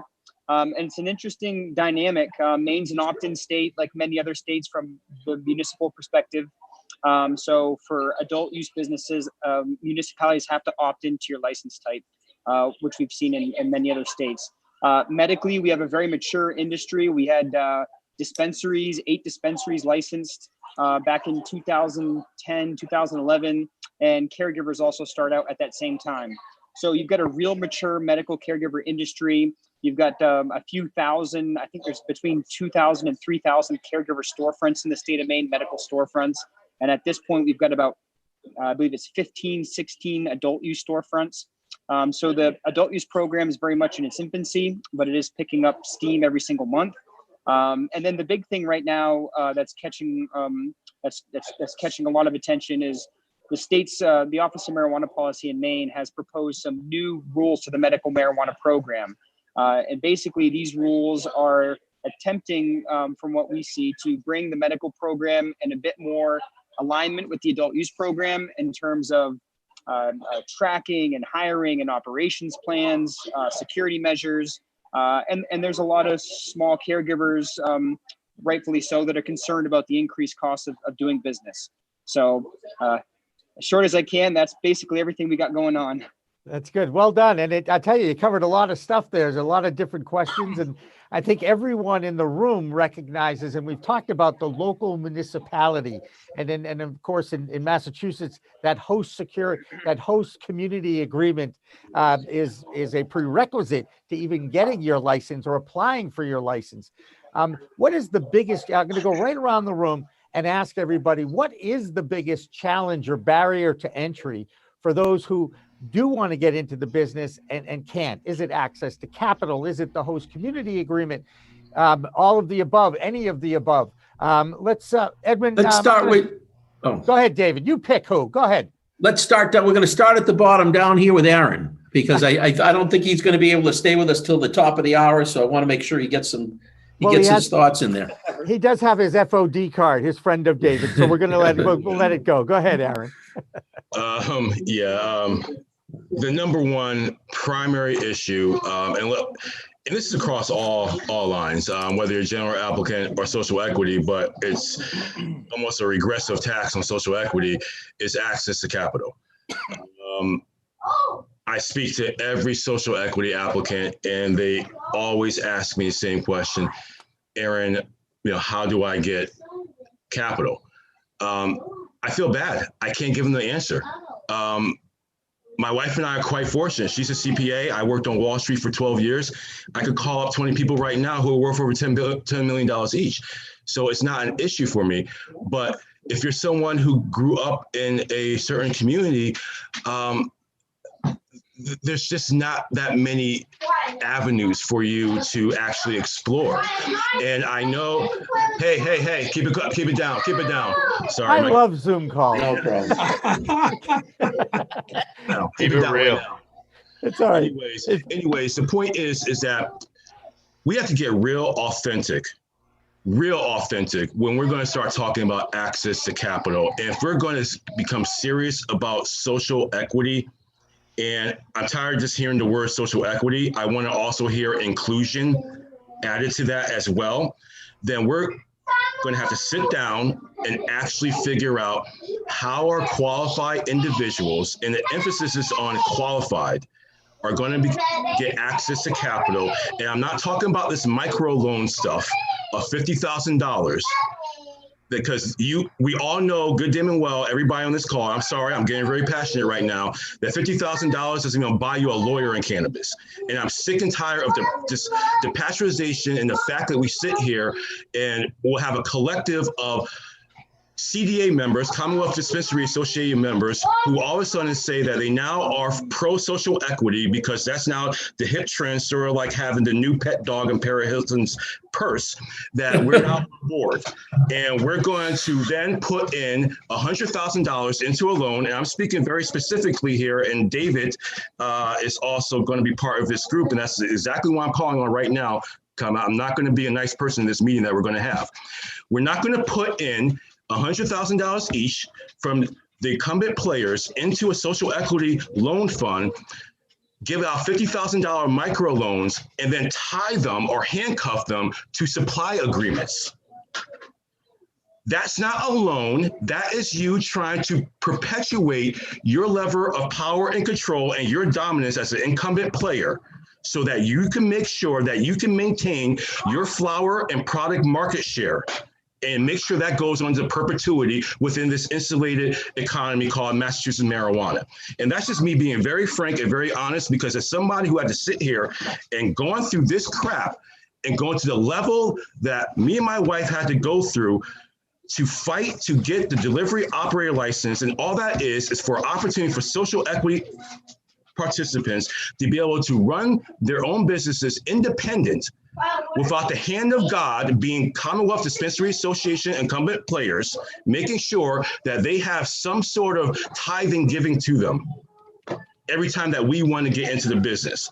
So if we're going to start having this conversation, let's get real nasty and let's get very uncomfortable. And let's talk about the legacy of these levers of controls that Curaleaf in Boston, Rev Clinics in Cambridge, I will go down the list. We all know the tactics that they use, and one of which is predatory deals. The other is onerous supply agreements. So let's stop this bullshit about we're here to help, because you're not here to help. You're here to maintain your power and your market share. Hey, Rick and I got your back, Aaron. We got your back. There's a lot of head nodding going on. Can I just respond to that? I don't have a machete. Amen. Yeah. And Aaron and I have discussed this. Just to be clear, Massachusetts Cannabis Business Association is very different than the Commonwealth Dispensary Association. Right. Right, Aaron? Yep. Yeah, I want to put that in there. Massachusetts Cannabis Business Association actually operates with a moral compass, which is different from the Commonwealth Dispensary Association that lacks a moral compass. So you have me on record as saying that. David O'Brien is a good man, and those people who are in that organization actually operate from a level of authenticity. And we cannot arrive to social equity and inclusion if you don't have people who are willing to be authentic and not use this as an opportunity to prey or to pick the pockets or hijack the license from. Did you just turn the light off on me? I'm sorry, my kids. I turn the light back on, but not to hijack this license from social equity participants. I apologize here. I think we have to get your kids active in this. Here's the whole issue, Jimmy. What nobody in this call is properly aware of is that the CDA has recruited Avery and Wyatt as members. Come here. Oh, the kids, right? Your kid's working for that other association. That's it. If anyone wants a 7-year-old and a 4-year-old, you keep trying to give away. Take them. Send them over. Listen, while paying private school, I would love for you to pick up that tab. But other than that, I'm willing to give you something. Just take one of them. Are they boys or girls? They're boys. Boys. Help me. I wish I had girls. Oh my God. I don't think anybody can turn the light off on Aaron. You are very passionate about the subject, and yes, you have internal fire, sir. Good for you. He's definitely respected in Massachusetts for speaking his mind. He's very passionate about it, and he has a lot of respect in the community as well. Pamela, I don't want to go back to Illinois just for a second here. When you hear what's going on in Massachusetts, does it make you feel like, yeah, they got problems too? At least there's some company among misery when we try to do the right thing. I don't always get to talk to everyone, and Aaron, you're going to be on my new list, but I do talk pretty regularly to many of the statewide associations, and we all have our challenges. None of us are alone. They may be tweaked a little bit differently because of our own individual state circumstances, but this is a beginning, and we're all struggling in many different ways. And obviously, social equity has become a buzzword, as I would say, and everybody's trying to address it in whatever they feel the most appropriate fashion is. And I'm going to agree. I'm going to jump on Aaron's bandwagon. Capital is everything. I don't know how we anticipate bringing people into the industry without also providing them means to be able to be successful at that business. And it is all about the money. Our application process is brutal. There were people that were spending $80,000 just to submit the application. That's almost a non-starter. It would be for me. I don't know if I could find people who would provide me $80,000. So to identify what we say is a disproportionately impacted area, which is based on arrests and violence, et cetera, I don't know how you do that, how individuals put together a team that literally can find the capital to open up a dispensary or a craft grow or a cultivation, much less fill out the application. Is anybody in the room confident that the federal government's cannabis reform will be helpful to the states? Or are we basically saying, no, there's Rick, everybody's going, no. Everybody nodded when Aaron talked. And when I asked that question about the federal government, everybody goes like this. Is there any hope on the horizon if the federal government does a cannabis reform bill that does address social equity and social injustice? I know you're hopeful, but you're not realistic. Is that what I'm seeing with faces in this room? Anybody? Let me say this, Jimmy, anybody who tells you they're sure of what's going to happen at the federal level is full of shit. Yeah. Okay. Everybody tells you, oh, Joe Biden's going to do this and Kamala is going to do this. And, Schumer, because he's going to get primaried by AOC, is going to do this. Nobody knows. Nobody knows. It's going to be go slow. Maybe they do some baby steps. They decrim. Maybe they do banking. Maybe they do 280E. I doubt it. Those are 3 big wins, though. They are 3 big wins. I don't think we get all 3 at once. I don't think we get 3 overnight. This is not. What did Joe Biden say during the campaign? Look at me. Do I look like a liberal or something like that? He's not in a hurry to do this. No. Well, he's a Jimmy, if I could grant- throw out a couple. It's not a priority. It's not a priority at all. With everything else that's going on, this is way down the list. Yeah. Sorry, I swore in your ear. I hope that doesn't mess up the other We're published. on the internet. The FCC One could last give a thing, though. shit One about last us. thing. Okay. Can I add something, Jimmy? Jimmy, can I add one last thing here? Of course, Aaron. To hop off, but I don't want us all to get so happy about federal legalization, and here's why. I know you'd say this. The second that we have federal legalization, you can kiss social equity goodbye. You think it was hard now for people of black, brown, tan, or any other pigment in their skin or social economic class of being able to get into this? Once you open up the floodgates and you knock down the blue sky laws and borders are now open, there won't be a chance in hell for the average person to ever have a chance to get into this industry. So I, for one, I just want to see people stop going to jail over the plant. I do want to see 280E go away. It's onerous, it's sucking up capital that can be reinvested. And let's be honest, the private equity market is going to dry up at some point here. So we're going to need access to legitimate capital if we're actually going to have that discussion on how social equity is going to be funded. So let's get those things taken away and have it descheduled, 280E go away, and nobody go to jail over this. I'm fine. Keep up the borders. I love this self-insulated 50 ecosystems because that gives an opportunity for the little guy to actually get in. And I'm not necessarily talking about anybody of color. I am talking about that, but I'm also talking about the little guy, the average person who should have access or at least the opportunity to create generational wealth for themselves and their family. I don't disagree at all. Yeah. I absolutely concur with that. If we allow that entire legalization across the country, we're going to destabilize the entire individual state markets. I agree wholeheartedly. We're all on the same page. I think what we have to really remember too is that there's just a report that Canada has 1 billion with a B billion grams of cannabis storehoused right now. They have a 3-year supply waiting north of the border. It's a 3-year supply, and we know that they like to irradiate cannabis up there in order to eliminate mold and pesticides, but the fact is that could flood our market if we have federal legalization and those borders get opened up.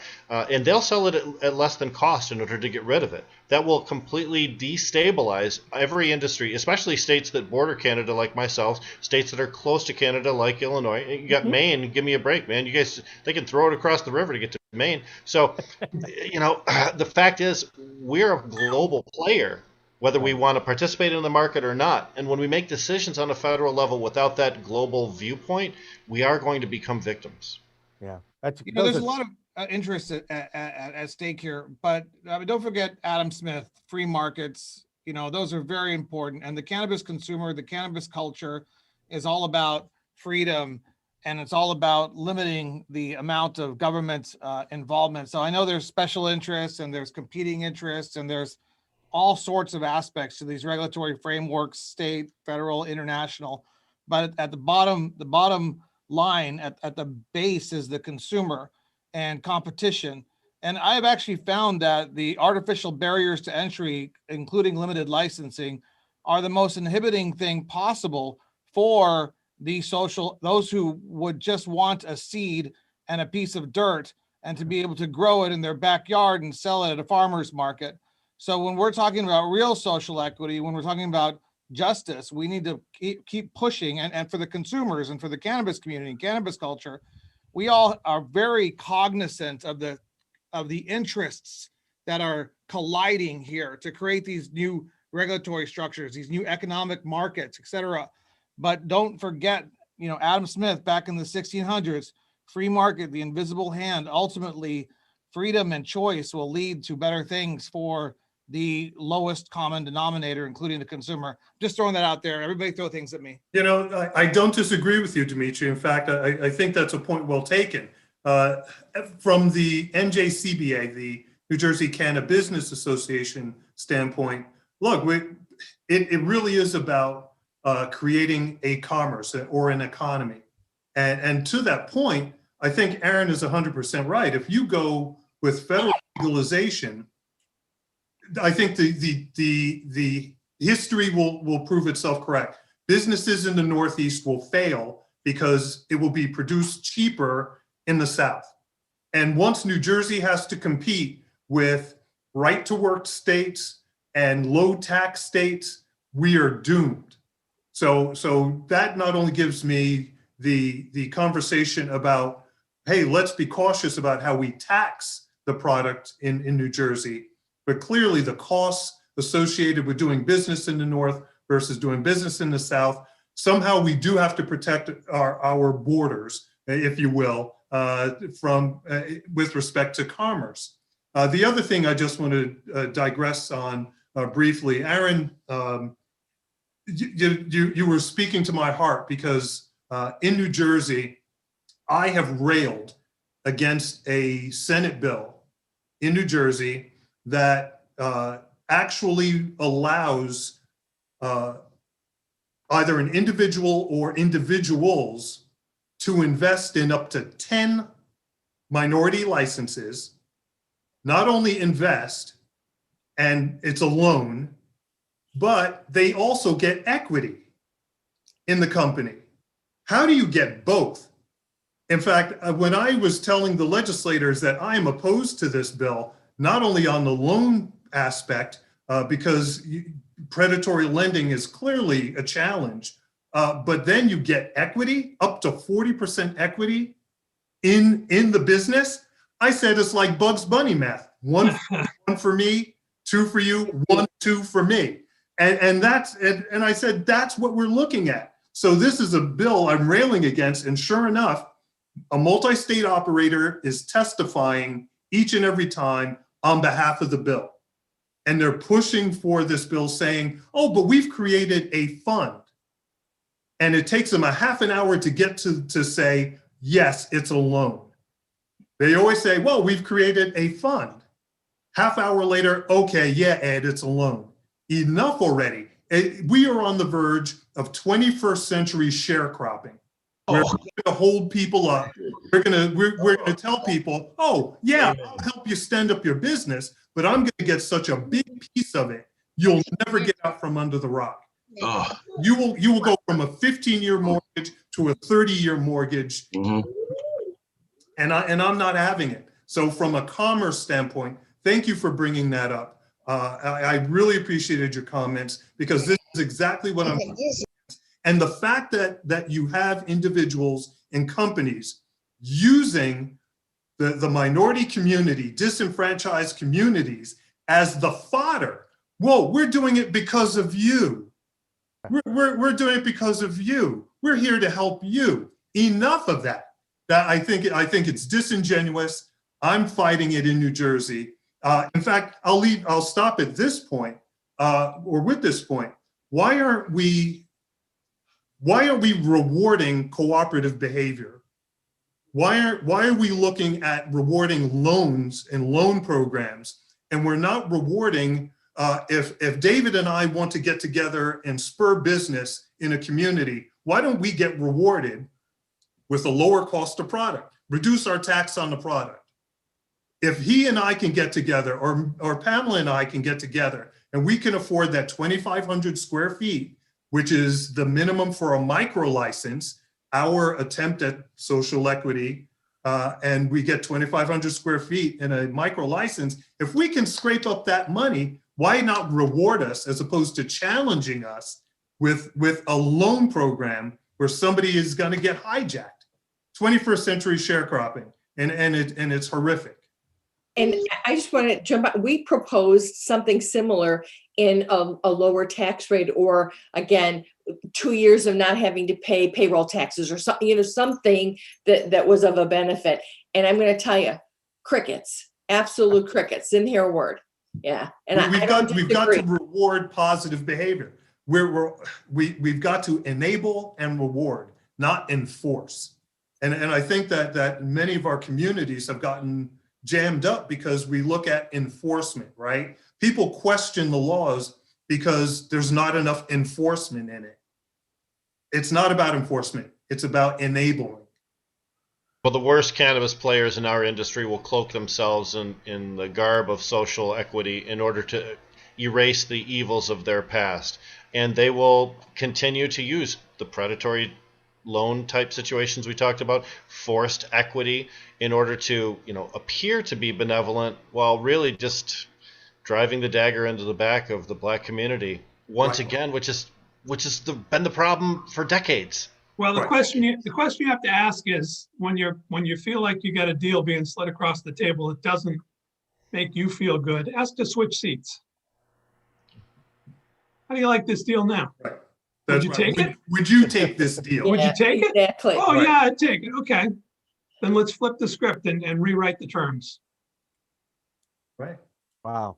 Good. Well, we have the individual states are all crucibles of democracy, and each individual state has an opportunity to do their own thing, which is a beautiful part of having no federal law right now. Every state can come up with their own program. It's a detriment, but it's also a benefit because we can take the best practices that we see from all 50 different models, and when we're ready to craft a federal program that is inclusive and accomplishes everything we hope that it will, we'll have good examples of real-world success stories that we can incorporate into that, and then also avoid some of the detriments.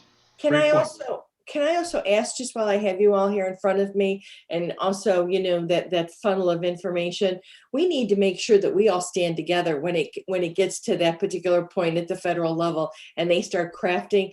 I've learned, and I am a 16-year politician, former state senator. I have learned that elected officials don't always understand or know what they are grappling with to the depth that the actual industry and applicants understand. They need to invite us to the table. We have to stand together and be loud and vocal and let them know that we're here to help.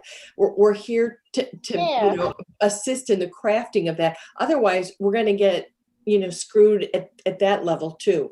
I'm just really afraid if we don't stand as one loud voice, we're going to get derailed again. I really do. Well, I'm going to share this conversation and post it to the NCIA and a few other associations that I know have the ear in Washington, D.C. And that's one of the reasons why I love listening to you. And it also helps that I don't have to ask questions because you're having conversations amongst yourself. And look who's joined the party. It's Aaron Goines' son. I think that's the 4-year-old. That's gonna be Wyatt, right, Aaron? Is that Wyatt? That's Wyatt. Hi, Wyatt. Hi, Wyatt. Do they come as a package or can I take one? Yeah. You say hi. You say hi. Don't start bidding. No bidding in the room, okay? I mean, I don't know. Hey, Dimitri, I got to ask Dimitri. Uncomfortable right now. I got to ask Dimitri, what's up with the hats? This is the 3rd different hat that you've worn during the last hour. So there's got to be something going on here. When you go to MITA thing, we have all these webinars. We've had, hopefully you're also up for the MITA email list. Goes out to about 25,000 people. We get like 5,000, 10,000 opens, state and national industry members.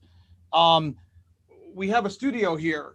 We got lights, everything. So we do a lot of shows. And I have this hat because one of our industry leaders in Arizona, James Darwin brand, is from Australia. So, it's part of a plot. I got all kinds of props here. If you want to I can go crazy. No. You're doing a great job. We enjoy. I've been watching the different hats, and I think it's great. This is Soulflower. This is.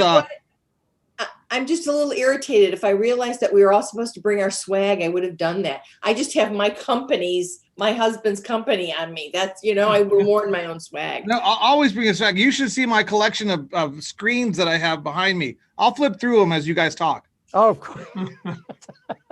What do you got there, Joel? David, there we have swag from Maine. We have Joel's company, right? Is that a lobster? Let me ask a question about that, because in South Portland, there was a little controversy with a mermaid logo, the mermaid logo.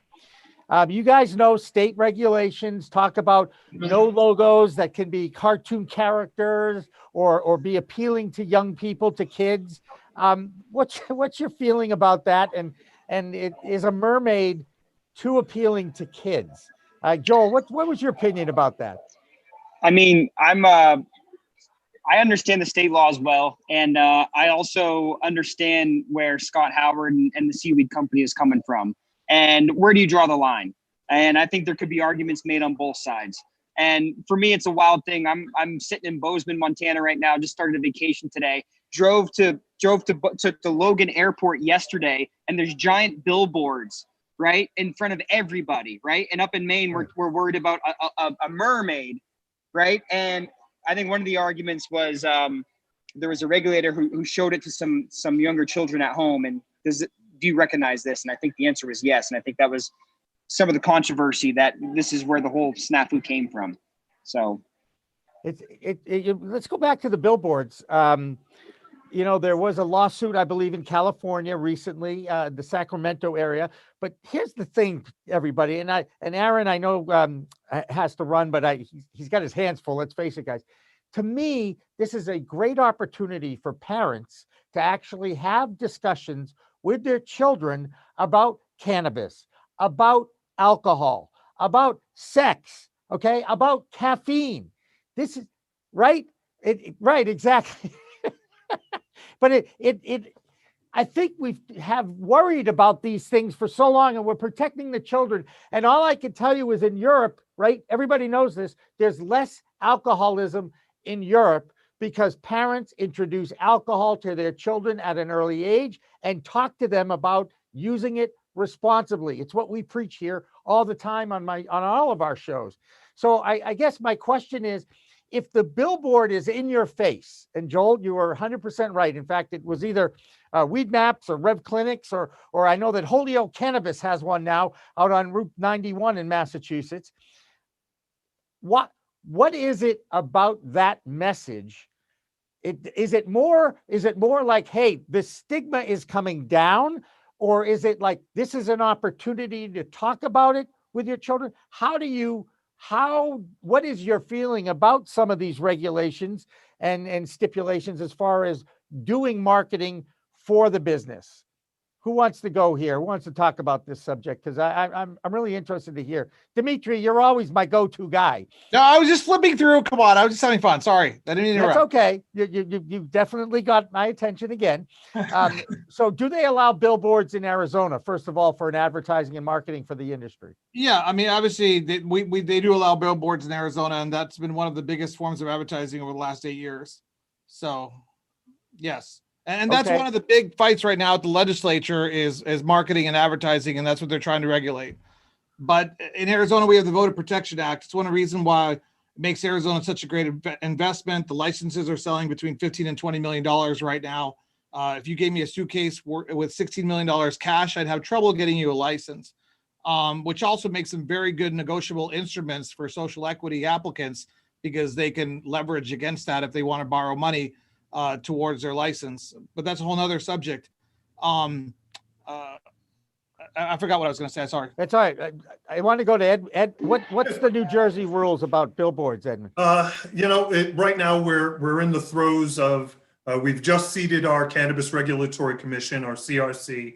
This is going to be something that they're going to have to undertake. Clearly, the previous language in the laws have dealt with things like no characters, coloration, things like that. But this conversation does remind me of a question that I was asked not long ago in terms of what does the industry look like in the future? And I think the billboard question goes with my answer then. There'll be a sense of normalization with the industry. I think you'll be able to walk down the street, you'll walk past your barber shop, you'll walk past your salon, you'll walk past the dispensary, you'll walk past the consumption lounge, you'll walk into the grocery store, and you won't think twice about what you walked by.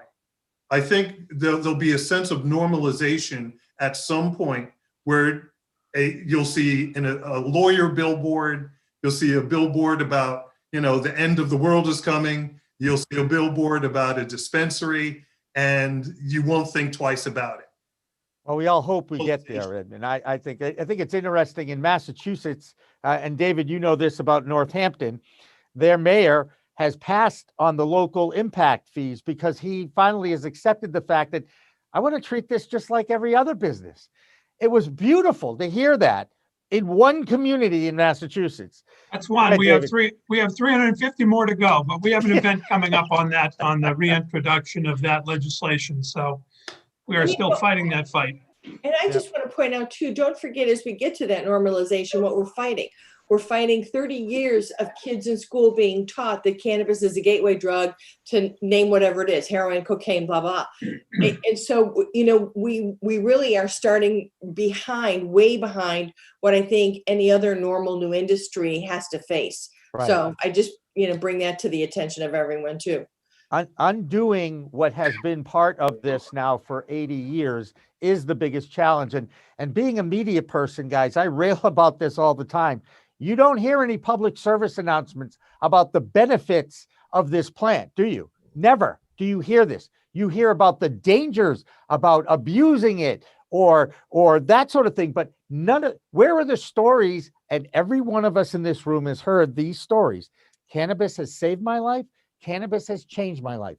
You never hear those stories in traditional media. And it's one of the reasons why we started what I'm doing. That's why I'm doing what I'm doing. So I can put people like you here to voice your opinions and say, all you're trying to do is actually, my God, undo lies, give the right information. Let science and research dictate what happens with this plant. And let people who have been most victimized about these horrific laws have an opportunity to get in. That's what this social equity and economic empowerment movement's about. But man, are they making it tough on everybody in this business, aren't they? I'm gonna tout my city of Chicago, which oftentimes does not get the credit it deserves. But the city of Chicago, when all of this started to come into being and started to address their own social equity programs and what they were going to do for the constituents, the population of the city of Chicago, one of the first actions they took was to reach out to all of the medical facilities, institutions we have here in the city of Chicago, and ask them to start to partner with the existing industry and anyone else who comes on board to start doing their own studies of the benefits of cannabis. And again, don't have many of those from the United States, have lots of them from other countries, but not so much from here. So they recognized right away that we could do that with all of the amenities and all of the institutions we have access to in the city.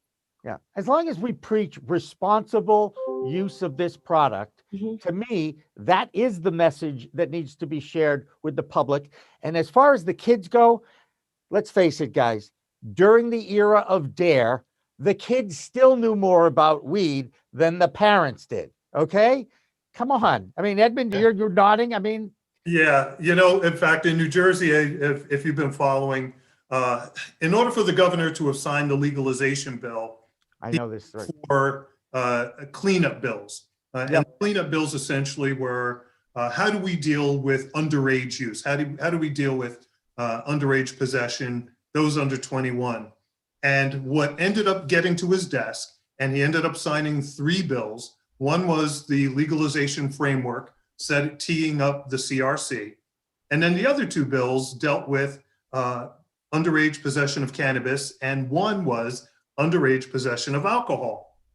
And ultimately, the language said this: law enforcement cannot even approach a young person if they think that they're consuming alcohol or cannabis. They can't address them. And law enforcement freaked out and said, "Oh my God, you've handcuffed the police." And so this is horrible. And to some point, you know, language in there like you can't even tell the minor's parents is in there. Now, I have 2 responses to that in that type of language. One is, I remember as a young person growing up in suburban/rural New Jersey that police officers in my community ran the recreation program. It wasn't the municipality. It was the police officers. And it was not uncommon for an officer to call me over, put me in a headlock and say, "Hey, I heard you were cutting up today in school. You know, what's going on?" So the notion of community policing as opposed to enforcement has got to come back. And I think if we start bringing back the conversations of law enforcement officials, when you engage youth, that the first thing you do is not put them in cuffs, which is exactly is what happened in cannabis situations. And we all have seen the statistics. It happened 3 to 4 times more likely that a person of color or a poor person ended up in cuffs. So I think that number one, community policing. Number two, where was the outrage when we did hear about the numbers that young people were being arrested, young people of color, and coming from disenfranchised communities? Where was the outrage when it was the fact was you were arresting those kids 3 to 4 times more than their white counterparts who were using the substance equally? Right. Where was the outrage? Where was the, you know what? We need to come down on our officers who are overly enforcing this, who are disparately enforcing it. There was no outrage when those numbers of 94 people a day were getting arrested for possession, simple possession in New Jersey, 94 people per day. There was no outrage. But now there's outrage because you can't approach a kid. Well, guess what? The pendulum has swung, right? I don't, not that I totally agree with it, but that is exactly what happened. The pendulum swung one way one day, it swung this way. So look, let's fix it. Let's address it. Let's make sense of it. Again, I give it the opportunity for more police community engagement. Let's have better conversation. Anecdotally, I could say I did speak at a law enforcement conference, and there were officers that after the vitriol, after the presentation or during the presentation, afterwards, it was, hey, Ed, guess what? We're not mad at you. We're just frustrated because for 20, 30 years, the DARE program told us everything was bad. Right. How do we change the script? That was their frustration. The vitriol that I experienced being a panelist was not personal, but it was, oh my gosh, what do I do now? And so we've got to help law enforcement officers, help the law enforcement community embrace the fact that times have now changed. The pendulum has swung. We've got to make things better for everybody. The easiest way to do that is take cannabis off the Schedule 1 status, literally. That's the signal to law enforcement across the nation that it's no longer what it used to be. I'm sorry, I jumped on you, Dimitri. No, but we also need to tell the truth. Just a quick joke. Maybe we should call them like non-removable mittens instead of cuffs, like containers, cages, change the name. I'm just kidding. I was making a joke there. But what I was going to say is it's important to tell the truth. I was an ex-prosecutor from 1998 to 2010. I hung out with the crowd that drinks a lot too much at conferences, wears their socks too tight, very law enforcement oriented, DEA, FBI, BIA, the whole gambit. 2010, I did economic development. I came into the industry believing Nancy Reagan's concept of my brain would fry if I used marijuana and ended up using crack cocaine or whatever else. Tried marijuana a few times in the 90s. It put me to sleep. I really didn't need it, didn't enjoy it, whatever. In 2012, I became an advocate and studied the cannabis plant and studied the cannabis movement, cannabis policy.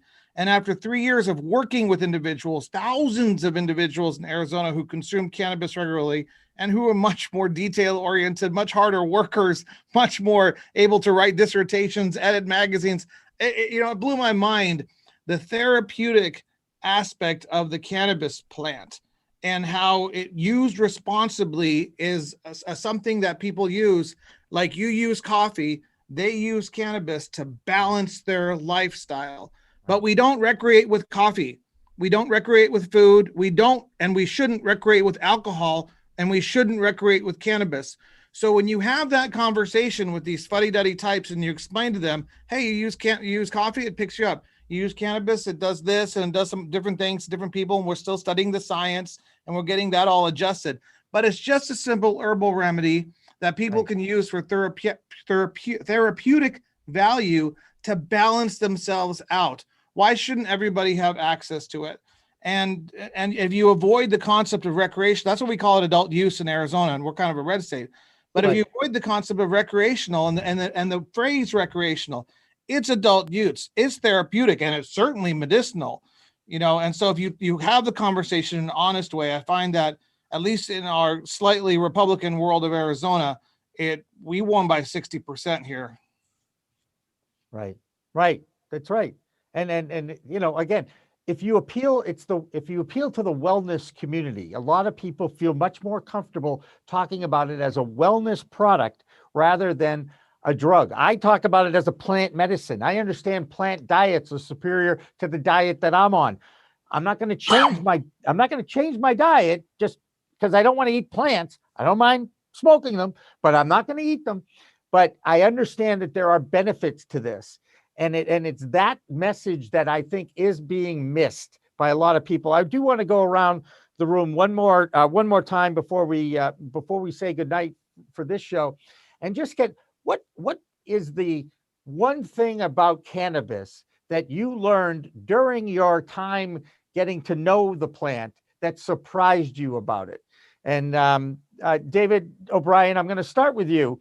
And my point, I guess, is figure what exactly is it about the plant that either freaks people out or they're starting to understand how it works? What is it unique about the plant that you have learned about that changed your mind or perhaps impacted what you do? David?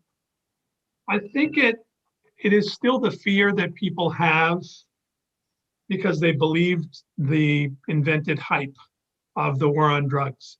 And that is the thing that we have to work to sort of take down and write a new narrative for. And I think part of the challenge on everybody who is involved in cannabis space at all, anytime our industry takes a hit, it hurts everybody in the space. Anytime it makes a baby step forward, I think it helps people understand that this is just a plant after all. Right. Joel, I'm going to go to you next. And you're in Montana too. I'm really jealous of that, but go ahead. Yeah, looking forward to some skiing here. I mean, for me, it's like the whole industry, since the pandemic broke out, it was just incredible shift. I mean, just a few years ago, I've been doing this now for a decade. And, several years ago, I was even nervous to admit this to family members, what I was doing and what I believed in as a potential career, and, the stigma shift I've seen, since COVID, in Maine, medically being deemed as essential, it's just been an incredible shift. And for me personally, it's unequivocal. There are way more pros than there are cons to having this regulated, having a free regulated marketplace for an industry. The jobs created in Maine, the tax revenue, we've emerged in our state as the biggest cash crop. And I think people now are really starting to realize that. Us in the industry up here, we've known it for a long time. And I think people across the country have known it for a long time. Okay, Rick Thompson from Michigan, your turn. Well, the one thing that cannabis was that when I first started using cannabis, it was a tool. It was a tool to recreate with. It was a tool for health. But what I didn't realize was that cannabis was the great connector. When we look at the percentage of people willing to support medical cannabis, it's in the 80s and 90% nationally. Legalization of cannabis exceeds 60% in some polls. I don't think you can find very many other subjects in the United States of America that are as popular universally, that cross party lines the way that cannabis does. And it was a tool for me, but now I see that it's a tool for humanity. And I think that's the cannabis's most beautiful gift. That is why God put it on this earth. That's Eddie Rastafarian from Jamaica. Pamela, go ahead. And I'm going to have to tune off real quick after this. That's okay. I'm saying the same thing, but maybe from a different perspective, having been a former educator, it's the history. If you look back, 300, 500, 1,000 years ago, cannabis was an accepted medicinal plant. It was valued, it was grown. And then all of a sudden, as time goes on and society changes, the whole narrative of cannabis and the drug use, et cetera, kind of took the forefront. The change in perspective and what we have to do to change that back again so people do recognize that it is a vital product. It's a great plant. It has wonderful usages. I mean, all of that. But I was surprised, if you look back far enough, it didn't have the negative perception that it does today. Right. No, that only came about within the past 100 years. Just remember, Right. in the United States, Americans typically do the right thing after they've tried everything else. It is a last resort for a lot of people, especially with health issues. Here's a great factoid I've learned over this couple of years journey of my own here. U.S. doctors in the 1920s wrote 5 million prescriptions for cannabis in the 1920s. Doctors that went to Harvard Med and Yale Med, and that was accepted. Dimitri, last call. Go ahead. So it's brought me to this concept that I invented. I call it fake news and don't trust the government. I'm just kidding. New invention. Well done. Okay. I'm just kidding. I didn't invent it. Okay, I'll admit I didn't invent it. But no, really. I mean, when you have to unravel years of training from both Democrats, Republicans, government officials, city, state, county, federal level, and information that you're given, one of my favorite things about the cannabis industry is it's reminded me, in my 40s to question everything. And I mean, Rick, what you were saying, I was going to talk about the culture in Jamaica and Vancouver and Copenhagen, all that, but you got that, Rick. But the other thing is really, you need to really question the paradigms that you exist under. And it also, I caught COVID earlier this year. I went right to homeopathic medicine. My naturopathic doctors, treated me, and I was better in 3 days. Wow. And having that open-mindedness to move away from Western medicine and move away from fake news, government dictates, and people telling you what is, allowed me to heal faster. So that's one of my favorite things about the cannabis plant, the cannabis experience and journey. That's fantastic. Edmund? Real quick, 3 things. Number one, since all of you, or the majority of you, are in Massachusetts, shout out to my daughter at Northeastern. Northeastern, my alma mater. Great school. I never openly endorse use of any substance, any substance. So that being said, when I learned about the history, going back to the 1930s, the plant should have never been criminalized. Right. And I was so disappointed. And yet it was a motivation for me to become part of this discussion, because I watched how it was criminalized, demonized, and then weaponized. And it was the weaponization of the substance that really just, it made me ill and made me want to be part of this discussion. So as a public policy guy for all of my career, including my military career, I wanted to be part of this. And then lastly, the most amazing thing, the human body is hardwired for cannabis. When I learned about the endocannabinoid system, I was like, wait a minute, you mean that we were naturally given receptors to respond positively to cannabis? Yep. I was like, that blew my mind. That's it. Last thing, Jimmy, not to be left out, I went to Boston University, but I did have to look up Crucible when Rick used it in a sentence. So then Dimitri, that means we're going to claim you as one of our own from evermore. There you go. Boston University, CAS, 1995. Nice. I got to jump. Great to see you all. David O'Brien. Thanks, David. David Thanks, guys. Rabinovitz, you got last call, David Rabinovitz. Go ahead. This has been a great panel. I want to thank everybody, Rick, Dimitri, Edmund, and Joel. You guys have been great. We're going to have you back again, but we're going to do it in 2 sessions. We're going to put Edmund and Joel in a side room, and we're going to just have Dimitri and Rick, and we're going to see who can really handle that machete better. Oh, that's right. You know what we'll do, Jimmy? I think we'll get, because I got some clones coming in. We'll get one really big plant. We'll put one of them on each side and see who can get to the middle first.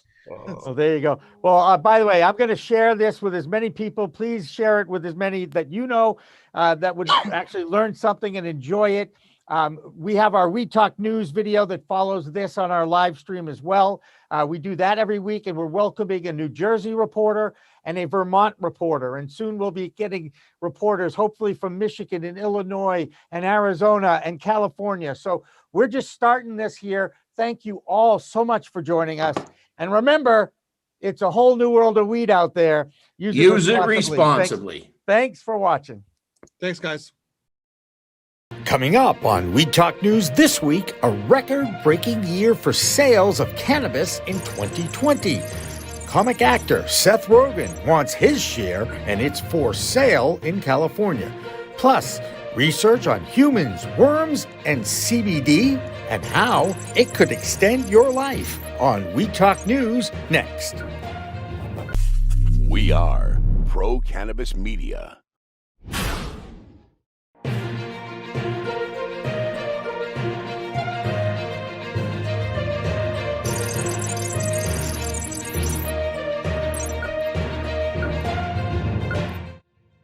Hi, everyone. Welcome to this week's edition of We Talk News. I'm Jimmy Young from Pro Cannabis Media. Well, congratulations, America. You did it. What did we do, you ask? You consumed and bought more weed in 2020 than in any year in history.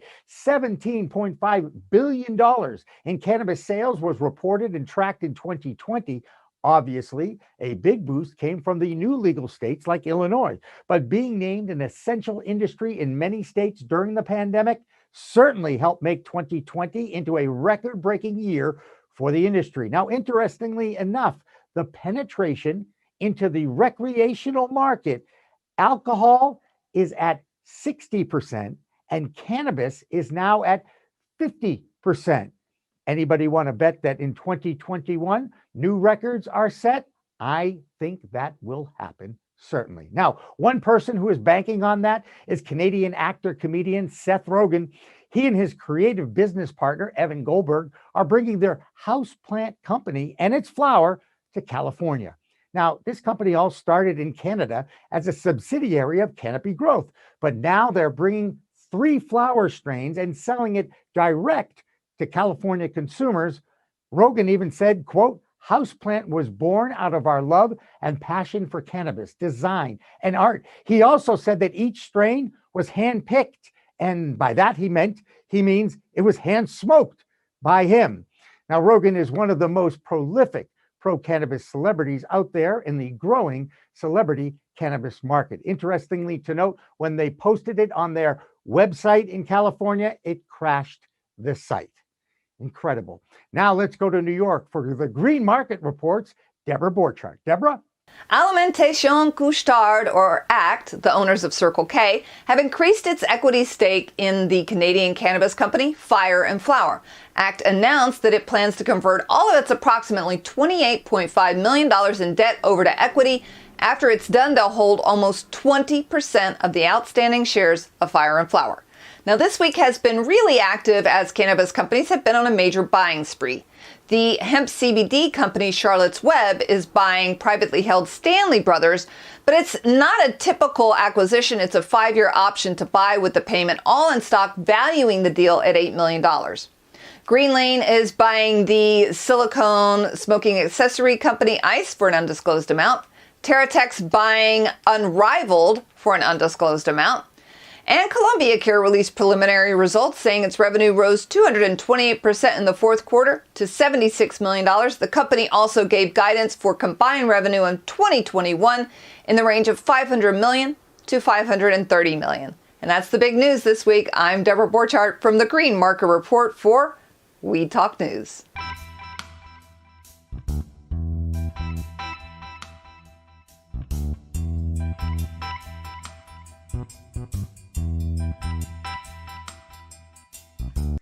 One company that is making its way onto the multi-state operator scene, or MSO scene, is another one based here in Massachusetts. It's called MaryMed, not to be confused with MedMen of California. MaryMed just announced a funding round of $46 million to support their merger and acquisition efforts and pay back their long-term debt. Hadron Healthcare Fund is providing capital for that in exchange for stock and warrants for MaryMed. Congrats to their CEO, Bob Fireman. In the legal state watch, Virginia is the latest state to go legal for adult use of cannabis. However, it's the third state that did it straight through the legislature and not through the ballot box. Someone who is directly connected to Virginia is Vote Pro podcast Phil Adams. He has more on this in our DC report. Phil? Hi, I'm Phil Adams from Vote Pro Podcast, and this is the Weed Talk News DC report. Well, the Commonwealth of Virginia is now one signature away from legalizing commercial adult use cannabis. Lawmakers this week approved a compromise bill that will allow retail cannabis sales in Virginia to begin in 2024. There is one hitch, however. The legislation requires the General Assembly to reauthorize various provisions of the bill in 2022. Market structure, licensing, and other regulatory details of the bill are among those affected. Governor Ralph Northam is expected to sign the bill into law, making Virginia the 16th state in the nation and the first southern state to legalize recreational use of cannabis for adults 21 and older. A report by the U.S. Senate recognizes broad voter support for cannabis legalization and criticizes the Drug Enforcement Administration as an impediment to cannabis research. The Senate Caucus on International Narcotics Control released its report this week, in which it acknowledges the increasing popularity of legalization. It also noted the shift away from illegal foreign sources, particularly Mexican cartels, resulting from the increase in state legal cannabis sales. The report also focused on the need for more cannabis research and on the role the DEA has played in thwarting further studies. In particular, the report cites the DEA's enforcement of the Controlled Substances Act, which it says, quote, hinders our understanding of the public health effects of the products available for sale in state-regulated markets. The caucus is co-chaired by Senators Dianne Feinstein of California and John Cornyn of Texas. In a related story, the DEA has published its annual National Drug Threat Assessment Report, in which it claims that the federal legalization of hemp is obstructing their efforts to enforce marijuana prohibition. The report says that hemp, made legal under the Farm Bill, which passed in 2018, is giving cover to large-scale illegal cannabis grows and trafficking operations. The report noted that illegal marijuana seizures declined by 30% between 2018 and 2019. Seizures along the U.S. southern border have been dropping steadily since 2013.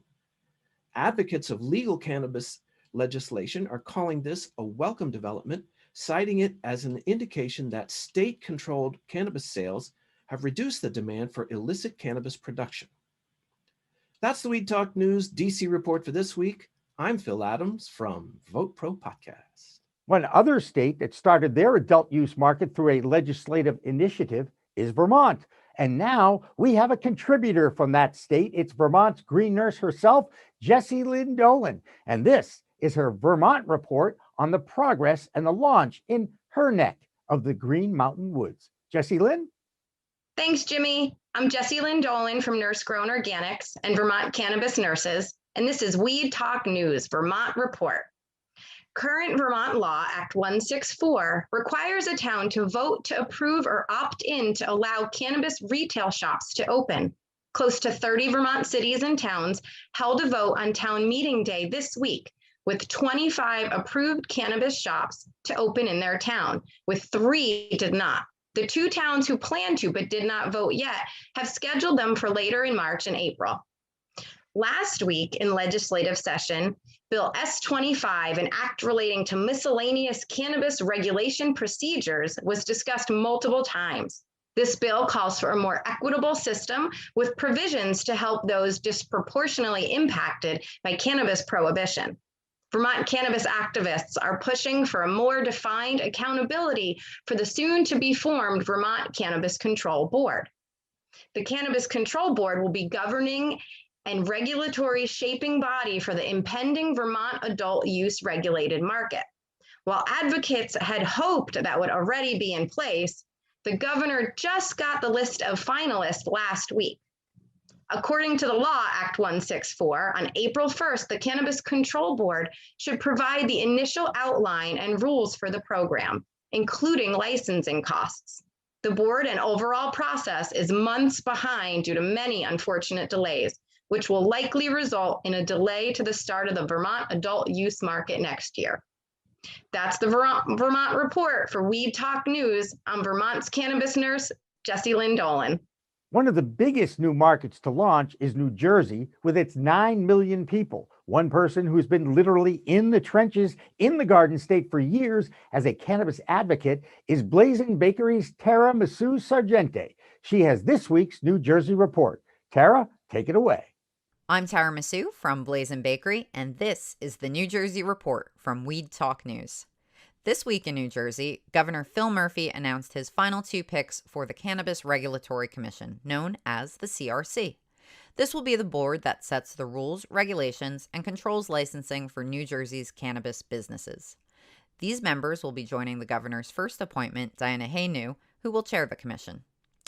Ms. Haynew served as Associate Counsel and Senior Policy Advisor for Governor Murphy and as Policy Counsel for the ACLU of New Jersey. The governor's selections are William Wallace, who is the Director of the Professional Division at the United Food and Commercial Workers Union, Local 352. The UCFW has been heavily supportive of the New Jersey cannabis industry in previous years. Also appointed is Maria Del Cid, the Director of the Office of Policy and Legislative Services at the New Jersey Department of Health. Assembly Speaker Craig Coughlin simultaneously announced his commission selection, Sam Delgado, an ex-Marine who before his retirement in 2019 was the Vice President of External Affairs for Verizon New Jersey. Worth noting is that Mr. Delgado is married to a New Jersey Assemblywoman, Yvonne Lopez. The final member is social worker Kristen Nash, who was announced back in November as the selection by Senate President Steve Sweeney. Ms. Nash is the director of the Promise program at Volunteers of America, Delaware Valley. Finally, the CRC will be headed by Executive Director Jeff Brown, who has been running New Jersey's medical marijuana program previously as the Assistant Commissioner of the Department of Health. The final appointments were made on February 25th, and now the CRC will have 45 days to finalize regulations, which places the deadline at March 10th. I'll keep you posted on the Commission's progress as they are the key to expanding New Jersey's cannabis industry. That will do it for this week's New Jersey Report. I'm Tara Masu from Weed Talk News. In news from other states, the House of Representatives in North Dakota has now approved an adult use law that goes onto their state Senate floor. That law is targeting sales to begin in July of 2022, but there is no homegrown provision. Another state who is also eyeing a new legal market is Hawaii, and there are opportunities for home grow in that state, but there is still some more procedures and approvals in committees before it reaches that Senate's floor. Now, let's go north of the border to Solomon, Israel, at NJ Biz Daily's International Bureau with our Canadian Cannabis Report. Solomon? I'm Solomon Israel from Marijuana Business Daily International, and this is the Weed Talk News Canadian Cannabis Report. Cannabis companies in Canada have been hit with 1.3 million Canadian dollars in tax-related fines since recreational marijuana was legalized in 2018. Marijuana Business Daily learned about the penalties from the Canada Revenue Agency. That's the Canadian equivalent of the IRS. Common reasons for the fines included producing cannabis without an excise license or keeping inadequate records. The biggest single fine was about 500,000 Canadian dollars. The Canadian government is extending a COVID-19 related wage subsidy program until June 5th. That's good news for some of Canada's biggest cannabis companies who have used the program to help subsidize worker wages over the past year. And a publicly traded Canadian cannabis producer has posted positive net income for 2020. G-Tech Holdings, based in British Columbia, reported net income from operations of 282,000 Canadian dollars for the year, reversing a net loss of more than $8 million in 2019. Many large publicly traded Canadian marijuana growers have consistently posted net losses in recent years. You can read all those stories and more at mjbizdaily.com. I'm Solomon Israel for Marijuana Business Daily. Here's this week's factoid courtesy of MJ Biz Daily's Factbook. Did you know that for every single dollar that is spent in the legal cannabis market, $2.50 gets injected into the economy? That fact and more available in the MJ Biz Daily Factbook, available on their website, mjbizdaily.com. Two final stories for you. Anybody know where Malta is? Well, for those of you who are geographically challenged, if you don't have a GPS, it's a tiny independent European nation on an island off the coast of Sicily, which is just next to Italy. Sure enough, there's a Canadian-British firm who has set up grow operations on Malta. They are uniquely positioned to be an exporter to Europe once their government figures out the best way to take advantage of this crop. Now, finally, there is some new research out there on CBD and its positive effects on the human lifespan. But before I continue, I've got to ask you, did you know that humans and worms have similar genes? I mean, if you didn't know that, I really marvel at your knowledge, okay? The reason why I mention this is you have to buy into that fact in order to understand that this study out of Canada that was run by the Canopy Group Corporations, it concludes that CBD increased the lifespan of worms by 20%. Amazingly, this report also said that CBD increases late-stage life activities of worms by 200%. Exactly what does that mean, you ask? I mean, what exactly do worms do late in life? Anyway, and how does that relate to humans? What can I tell you? Anyone who knows these things knows that it is certainly a fascinating time to be researching cannabis. That's Weed Talk News for this week. I'm Jimmy Young for Pro Cannabis Media. Remember, it's a whole new world of worms, weed out there. Use it responsibly. Hi, I'm Ben Shower, New England rep for Salient Video Management Systems. Let me tell you what makes us different in the security space. We're your trusted advisors for all your security needs. I know how complicated the regulations are in cannabis, and working with Salient Systems will be the polar opposite of that. I give free consultations and will walk you through every step of the process, so that you can get what you need at the price you can afford. We're robust, we're simple and scalable. We're Salient Systems, your solutions to all your security needs. Please contact me at the information below, and I'm looking forward to being your trusted advisor.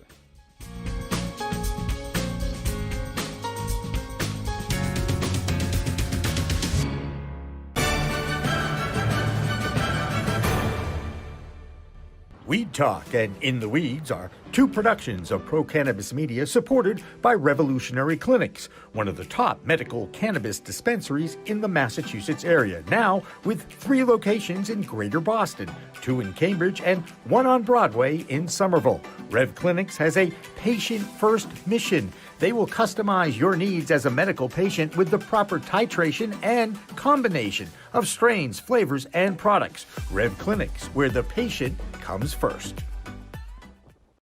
Pro Cannabis Media programming is available live and on demand on our Facebook page at Pro Canna Media, on Instagram at Pro Cannabis Media, on LinkedIn also at Pro Cannabis Media, on YouTube and YouTube Live on Pro Cannabis Media, Twitter at Pro Canna Media, and on twitch.tv/Pro Cannabis Media. So like, share, and subscribe to all of our content, newsletters, and shows live or on demand.